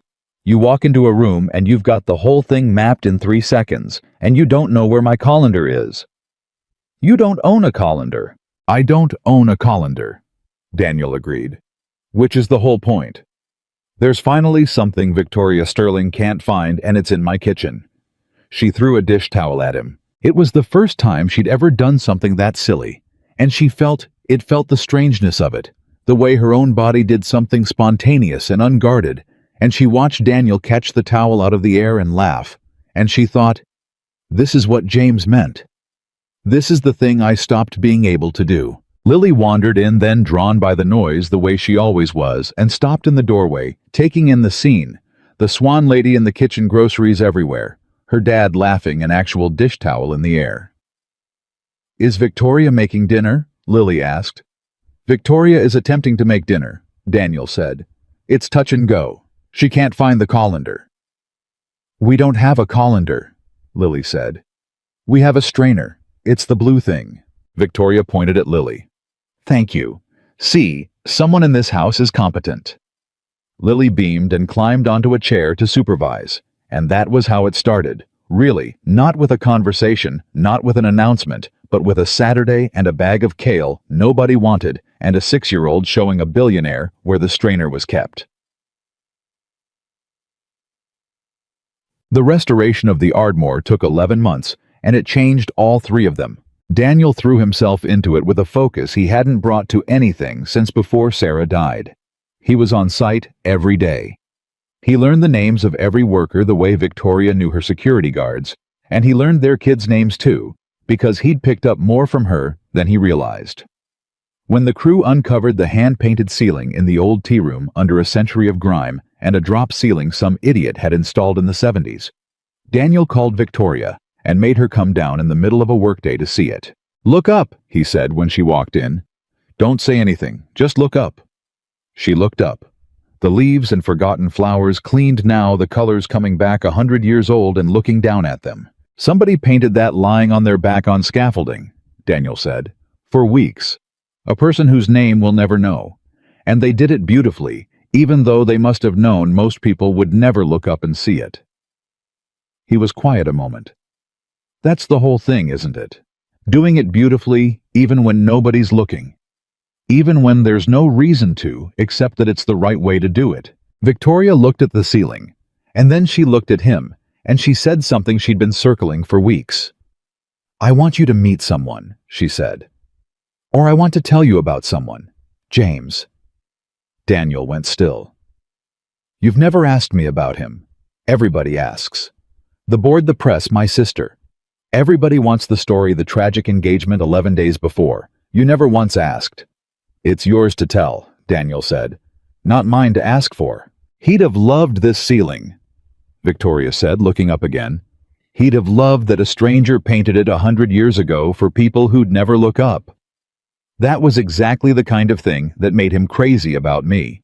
He used to say I was so busy building things that pay off, that I'd forgotten there were things worth doing that don't pay off at all." Her voice was steady, but only barely. "I loved him, Daniel. I want you to know that.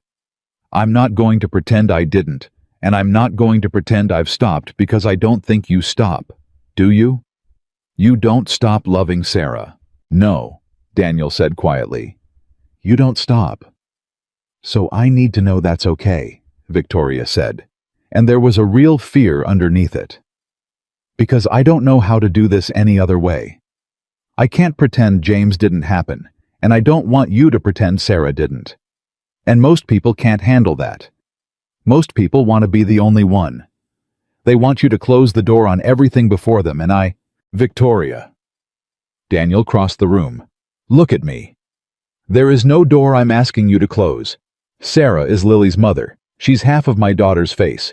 She's in this building right now because half of what I know about seeing things she taught me. I'm never closing that door, and I'd never ask you to close yours." He took her hands. "We're not replacing anybody. That's not what this is. James gets to stay. Sarah gets to stay. There's room. That's the whole thing about a heart. Nobody tells you it doesn't run out. It just makes more room." Victoria pressed her face into his shoulder, and under a 100-year-old ceiling painted by a stranger, she let herself be held by a man who wasn't asking her to forget anything. And it was, she thought, the first fully honest embrace she'd had in 4 years. The night they told Lily they did it together, and they did it carefully, and it still didn't go the way they planned, because it never does with children. They sat her down after dinner. Daniel had rehearsed it in his head a dozen times. He started slow. "Lily, sweetheart, Daddy wants to talk to you about something. About Victoria." Lily looked between them with the flat, patient, all-seeing gaze of a 6-year-old who has already figured out what the adults think they're about to reveal. "Are you getting married?" Lily asked. Daniel choked on nothing. No. That's not what we're not." "Okay," Lily said, unbothered. "But is Victoria going to be around more? Like forever more? Not just visiting more?" Victoria found her voice first. "Would that be okay with you? If I was around more? Forever more?" Lily considered this with tremendous seriousness. And then she asked the question that undid both of them. The question that only a child who has lost a parent could think to ask, the question that had been sitting under everything. "Are you going to try to be my mom?" The room went very quiet. Daniel started to speak, but Victoria touched his arm, and she got down on the floor in front of Lily the way she had at the wedding, eye to eye. And she answered the little girl honestly, because she'd made a decision months ago never to lie to this child. "No," Victoria said gently. "I'm not going to try to be your mom. You already have a mom. Her name was Sarah, and she loved you more than anything in the whole world, and nobody is ever going to take her place, and I would never, ever try." She took a breath. "Your mom is a spot in your heart that's just for her. That spot is hers forever. I'm not going to touch it." Lily's lip trembled. Then what are you going to be? I don't know yet, Victoria said. I think that's up to you, actually. I think you get to decide. But here's what I know, I'll be no matter what you call it. She took Lily's small hands in hers. I'll be someone who shows up.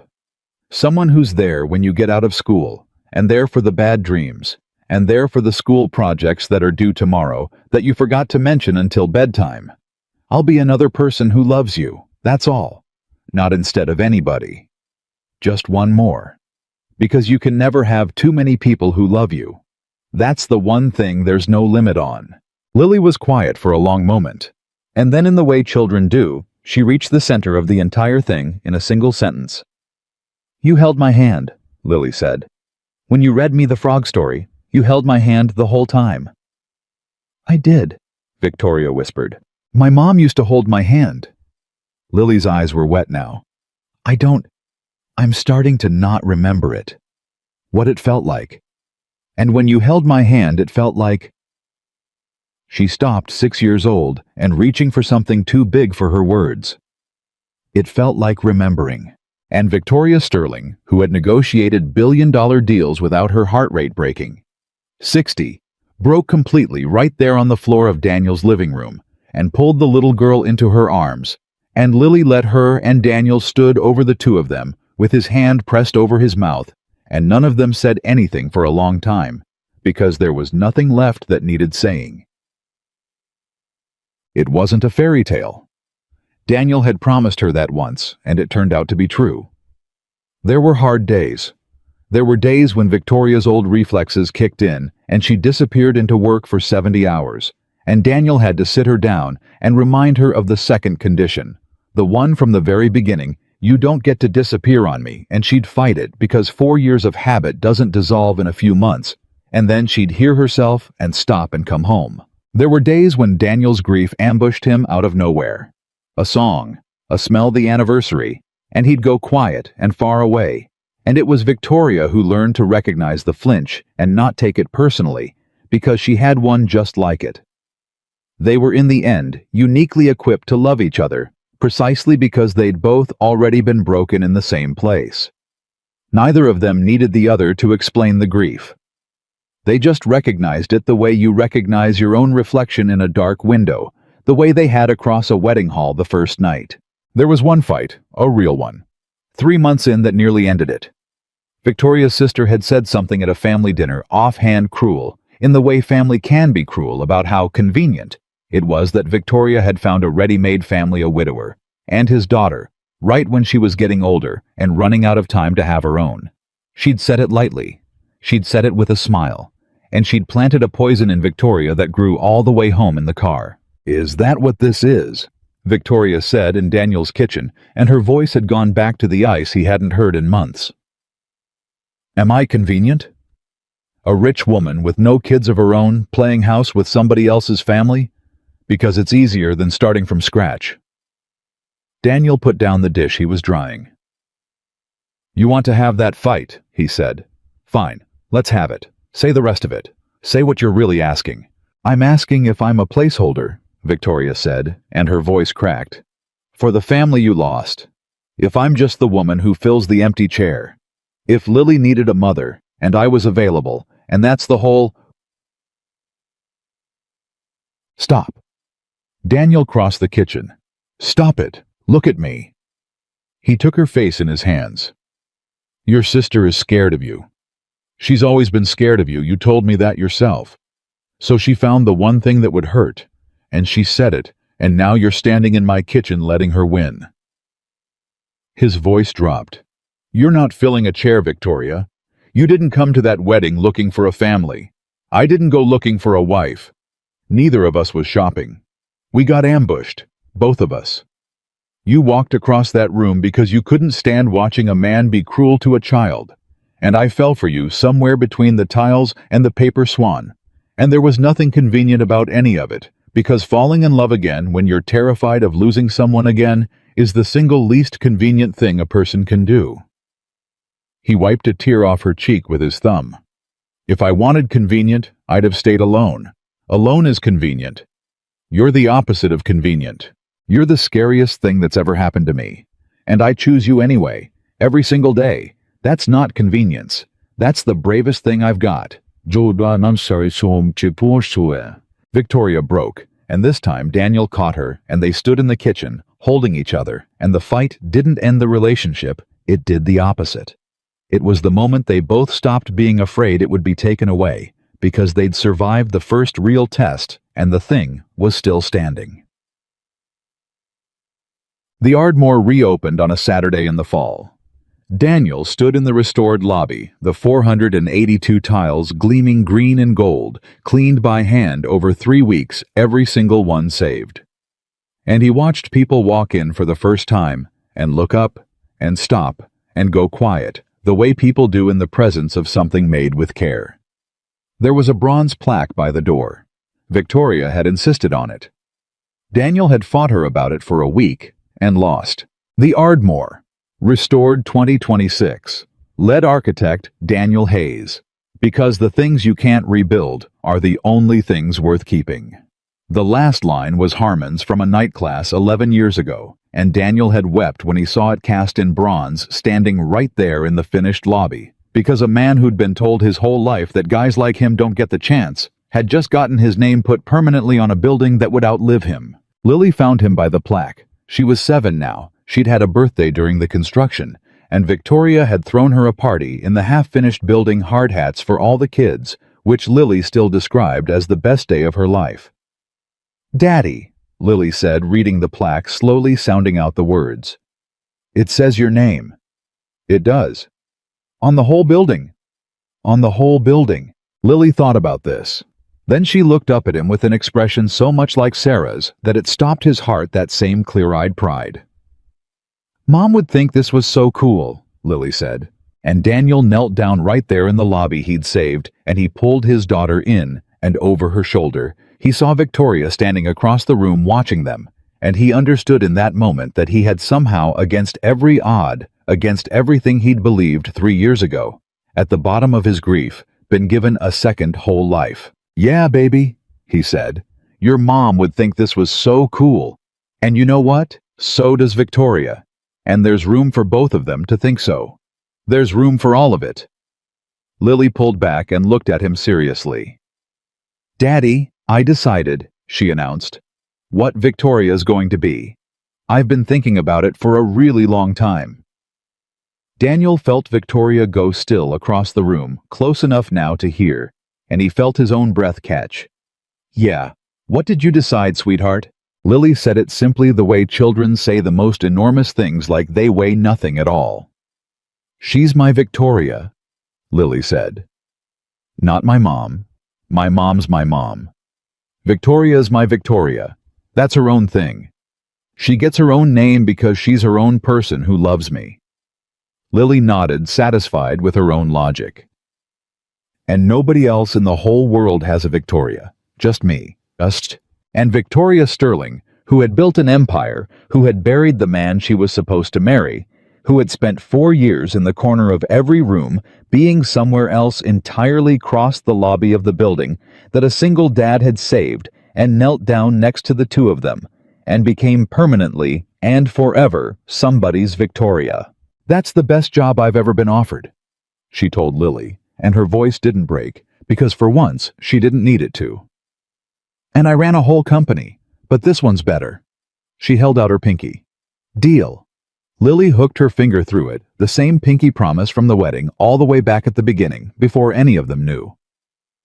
"Deal," Lily said, and the 3 of them knelt there together on the green and gold tiles, in the light that a 100-year-old building still caught exactly the way its builders intended.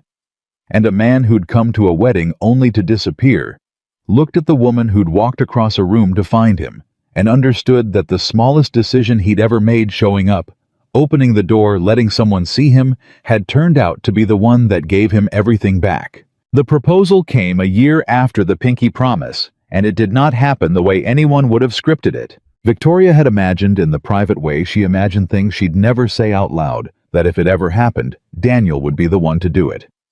He was the romantic one, after all, the man who put paper swans in architectural drawings and talked about light like it was a living thing. She'd assumed she'd be on the receiving end, and she'd assumed she'd cry, and she'd assumed it would be at the Ardmore, because everything meaningful in their lives seemed to happen at the Ardmore. She was wrong on every count because she was the one who did it, and she did it in a kitchen over a colander she'd finally bought him. "I got you something?" Victoria said one ordinary Tuesday night while Daniel was straining pasta. "You're always getting me something. You have a problem. We've discussed this. This one's different." She set a box on the counter. Not a jewelry box. A plain brown box, the kind a hardware store would use. Daniel wiped his hands and opened it, and inside was a colander. A good one. Stainless steel heavy, the kind that would last 40 years. "You bought me a colander," Daniel said, and he was grinning because this was an old joke by now. The colander he didn't own. The one thing Victoria Sterling couldn't find in his kitchen the first time she'd tried to cook.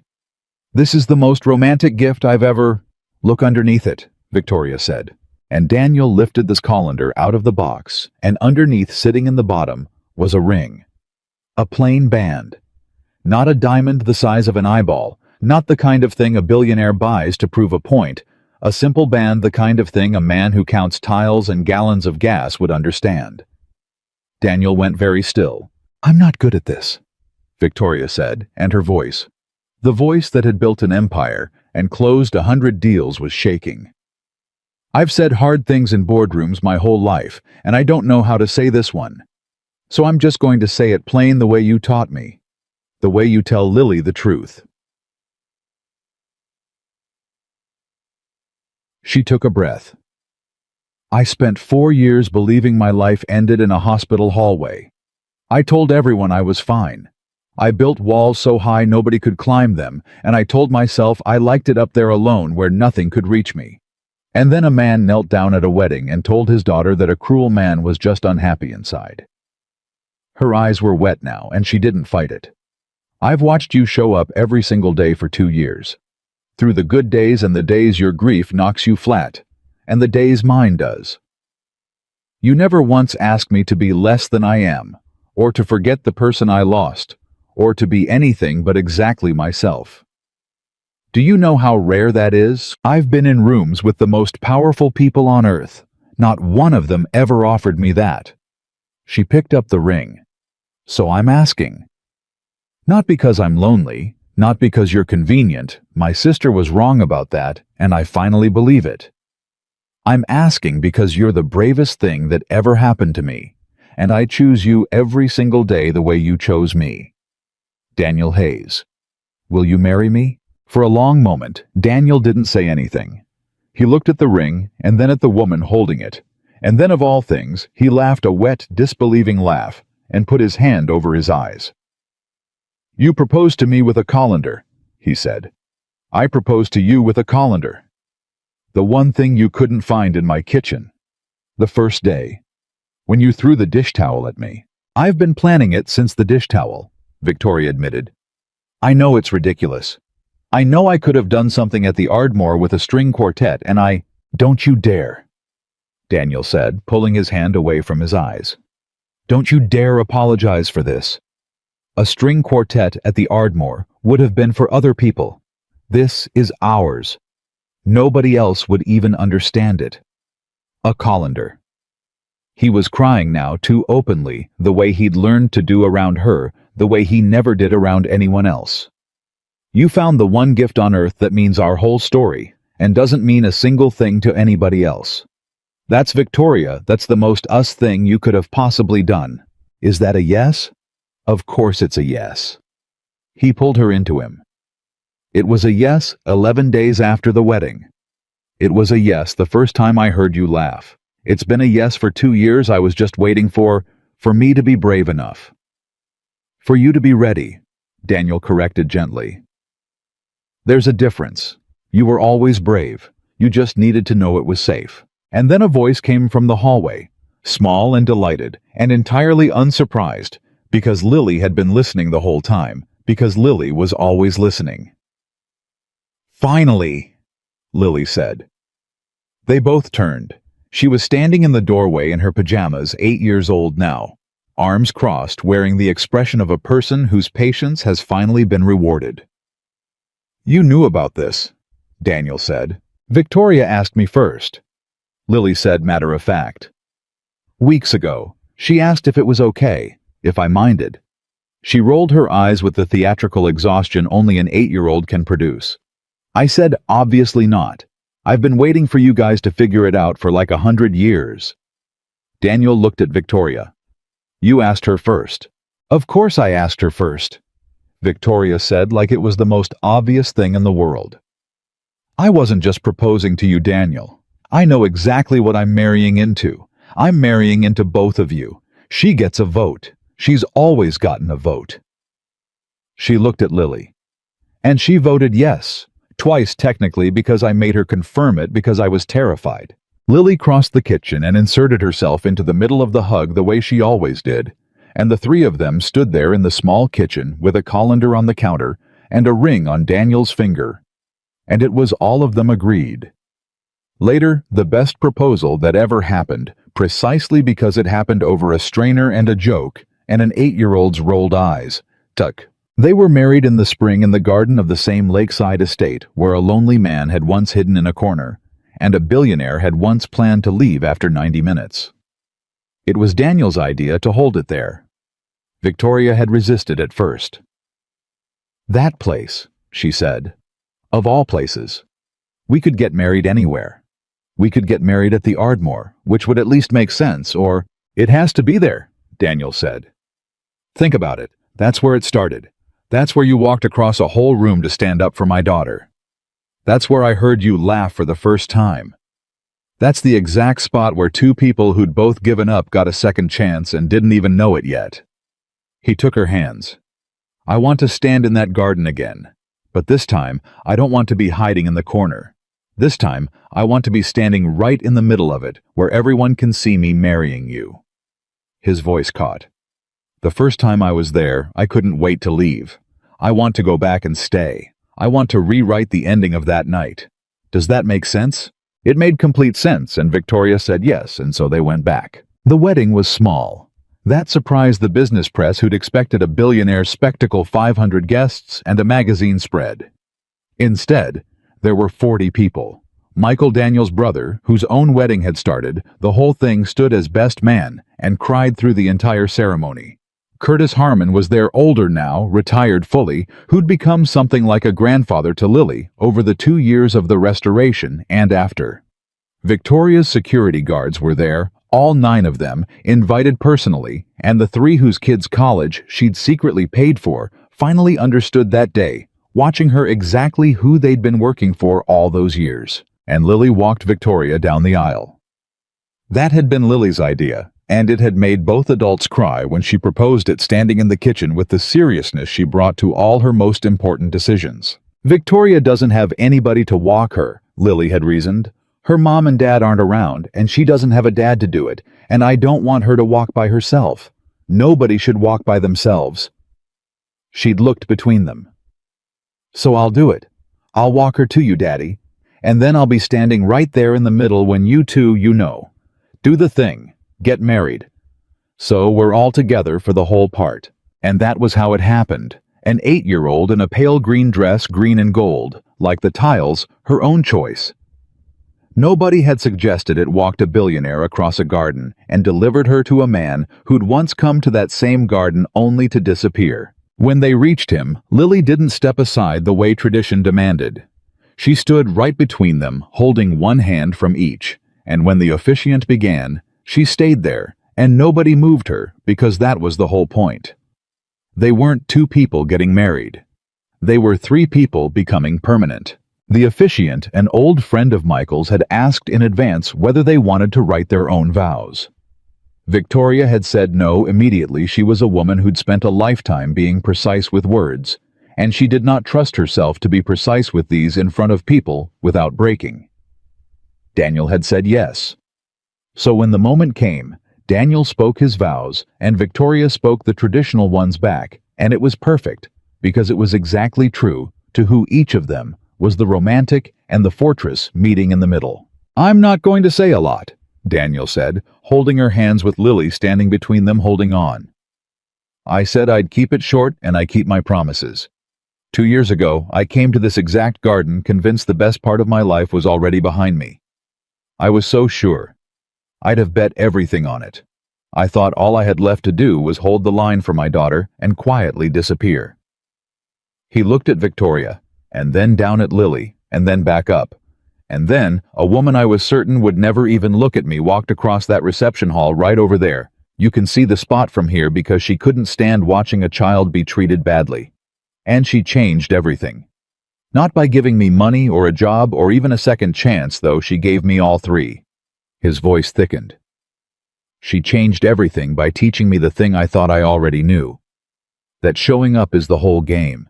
I'd been showing up for Lily for 3 years, and I thought that was all I had left in me. Victoria showed me I had more. That there was room for more. That a heart doesn't run out, it just makes more room. He took a breath. So here's my vow, and it's the only one I've got, and it's the truest thing I know how to say. I will show up. Every day. For you and for Lily, and for whatever comes. On the good days, and the days grief knocks one of us flat. I will not disappear. Not into a corner, not into work, not into the past. I will be here. Present. For real. That was your one condition the very first day, and I've kept it for 2 years, and I'm going to keep it for the rest of my life. He slid the ring on. That's it. That's the whole vow. I'll show up, forever. And Victoria Sterling, who had planned so carefully to say only the safe traditional words precisely, so she wouldn't break down in front of 40 people, broke down anyway, completely, and had to be handed a tissue by an 8-year-old who'd clearly anticipated this, and brought one in the pocket of her green and gold dress, because Lily was in the end her father's daughter, and she counted everything, and she'd counted on the grown-ups crying. They didn't have their own children. There were times in the early years when Victoria wondered aloud about it in the quiet late when the wondering came. Her sister's cruel words had planted something that took a long time to fully die. Do you ever wish? She started one night and couldn't finish it. Wish what Daniel said. He knew. He always knew. But he'd learned from her that some things have to be said out loud to lose their power. That we'd had one. Of our own. That I'd given you. Stop. Daniel rolled over to face her in the dark. Let me tell you something, and I need you to actually hear it. Not just let it slide past. I have a daughter. We have a daughter. Lily isn't half a family that we filled in with you. She's not a placeholder for the kids we didn't have. She's the whole thing. And you... He found her face in the dark. You didn't step into an empty spot. There was no empty spot. You made a new one. You're not a replacement for the mother Lily lost. You're a whole additional person who loves her, which Lily figured out when she was 7. Remember her own Victoria. Nobody else in the world has one. He kissed her forehead. We're not incomplete, Victoria. We were never incomplete. We're exactly the right size. 3. That's our number. It's not a number that's missing anything.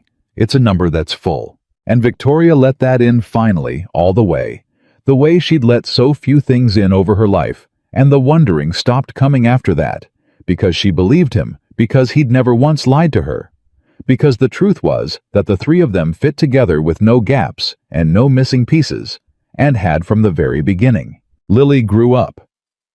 That's the thing that happens. The thing nobody warns you about. The 8-year-old in the green and gold dress became a teenager, and then impossibly someone about to leave. She was 17 when she stood in the lobby of the Ardmore one afternoon, home from a college visit, and found Victoria there, and the two of them stood together, looking up at the hand-painted ceiling the way they had 100 times. I'm going to study architecture, Lily said. She hadn't told her father yet. She told Victoria first, which meant something, which meant everything. I decided. I want to do what Dad does. I want to save buildings nobody else can see. Victoria was quiet for a moment. Your father is going to cry for a week. I know, Lily grinned. That's why I'm telling you first, so you can warn him. He'd want you to have your own dream, you know, not his. He'd never want you to feel like you had to. It's not his dream, Lily said. It's mine. It just started as his. She looked up at the ceiling at the leaves and forgotten flowers a stranger had painted 100 and some years ago. You know what I remember? From when I was little, before all this. She paused. I remember being at Uncle Mikey's wedding, and some man said something mean about me, and I didn't understand what I did wrong, and my dad knelt down and told me it wasn't about me at all. That the man was just unhappy inside. Lily's voice went soft. And then a lady walked all the way across the room, and I gave her a paper swan, and she promised to keep it on her desk. She turned to Victoria. Do you still have it? Victoria didn't answer with words. She reached into her bag, the same private bag she'd carried for 15 years, the one that had held a plain white card once, and she pulled out a small, flat protective case. The kind museums use, and inside it, preserved behind glass, laminated and cared for. Against the wearing of decades was a lopsided paper swan with one wing bigger than the other. Lily stared at it. You laminated it. 11 years ago, Victoria said. It was starting to fall apart. I couldn't let it fall apart. Her voice caught. You made me that at the worst moment of the loneliest 4 years of my life. You walked up to a stranger who was crying inside where nobody could see, and you handed her a swan so she wouldn't be embarrassed at her big company. You have no idea what you did that day. You were 6. You couldn't have known. But you reached across everything, and you... She stopped, pressed her lips together. You started all of it. Not your father. You. He came to that wedding to disappear. He'd never have walked across that room to me. But you walked across it to him with a swan, and you gave me a reason to stay. Everything after that, the building, the marriage, all of it, this whole life, it all started with a 6-year-old and a paper swan. Lily was crying now, 17 years old, and crying in the lobby her father had saved holding a laminated swan she'd folded when she was 6. That's why I want to do it, she said. Architecture, saving things. Because you two taught me you can never build a new old thing. Once it's gone, it's gone. But if somebody looks close enough, if somebody actually sees it, you can save it before it's too late. She wiped her eyes. You saved this building. Dad saved this building. But before any of that, Victoria, you and Dad saved each other. 2 people everybody wrote off. 2 broken things nobody else could see the worth in. And you didn't tear each other down and start over. You saw what was still there under all the damage and you kept it. She looked at the swan, and then at the woman who'd laminated it, and then up at the 100-year-old ceiling. That's the only thing I want to do with my whole life. I want to be the person who sees what's worth keeping. Like Dad saw this building. Like you saw Dad. Like Dad saw you. And Victoria Sterling pulled her daughter. Her daughter no qualifier needed anymore. Not for years now, into her arms in the lobby of a building that a lonely single father had refused to let die. And understood that the truest thing she'd ever built wasn't a company or an empire or even a restored landmark with her husband's name in bronze by the door. It was this. A family that should never have existed, assembled by accident out of 2 catastrophes, and a paper swan standing in the light that a 100-year-old building still caught exactly the way its builders had intended all those years ago, when someone stood in that very spot and thought about how the sun would move through the room and then built it, and it was still doing exactly what they'd hoped. Daniel found them there an hour later. The 2 of them still talking, and he stopped in the doorway and just watched his wife and his daughter, heads bent together under the painted ceiling, and he thought about the man he'd been that night in the garden, holding a glass of champagne. He never drank, waiting for a night to end so he could go home to an empty house and a grief he was sure would last the rest of his life. That man had almost stayed home. That man had almost sent his regrets, invented a headache, missed the whole thing. If it hadn't been for a 6-year-old holding up an invitation with 2 swans on the front, asking, "Are we going?" saying maybe happy things can happen at weddings too, he'd have missed all of it. The woman who walked across the room. The building he saved. The name in bronze. The colander. The wedding in the garden where he finally got to stand in the middle instead of the corner. The daughter who grew up to see what was worth keeping. All of it had turned on a single small decision made by a frightened man who almost didn't make it. The decision to show up. Daniel crossed the lobby and joined them, and the three of them stood together under the ceiling. And Lily held the laminated swan up so the afternoon light caught it, and none of them said anything for a while, because everything worth saying had already been lived. The greatest things in a life don't announce themselves.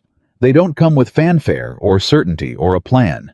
They come disguised as ordinary moments, a wedding you almost skip, a stranger you almost don't talk to, a paper swan folded by a bored child, a door you keep nailed shut for 3 years, and then one night, for no reason you can name, decide to open just a crack, and the whole rest of your life pours through that crack if you let it. Daniel Hayes had come to a wedding to disappear. Instead, he had shown up, truly shown up for the first time in years, and in doing so had gotten back every single thing he'd been certain he had lost forever and more that he'd never dared to want. And that is the whole truth of it. The thing worth carrying out of this story and into your own. The miracle was never the billionaire, or the money, or the building saved from the wrecking ball. The miracle was a broken man who almost stayed home and chose instead to walk into the light and let someone see him. That choice, small, terrified, and utterly ordinary, was the beginning of everything. Some people wait their whole lives for a grand plan that never comes. But the door was never going to open on its own. Somebody had to reach out and turn the handle. Daniel did, and so can you. Show up, open the door, let someone see you, because the life you think is over is very often only paused, waiting patiently for the smallest brave decision to begin again.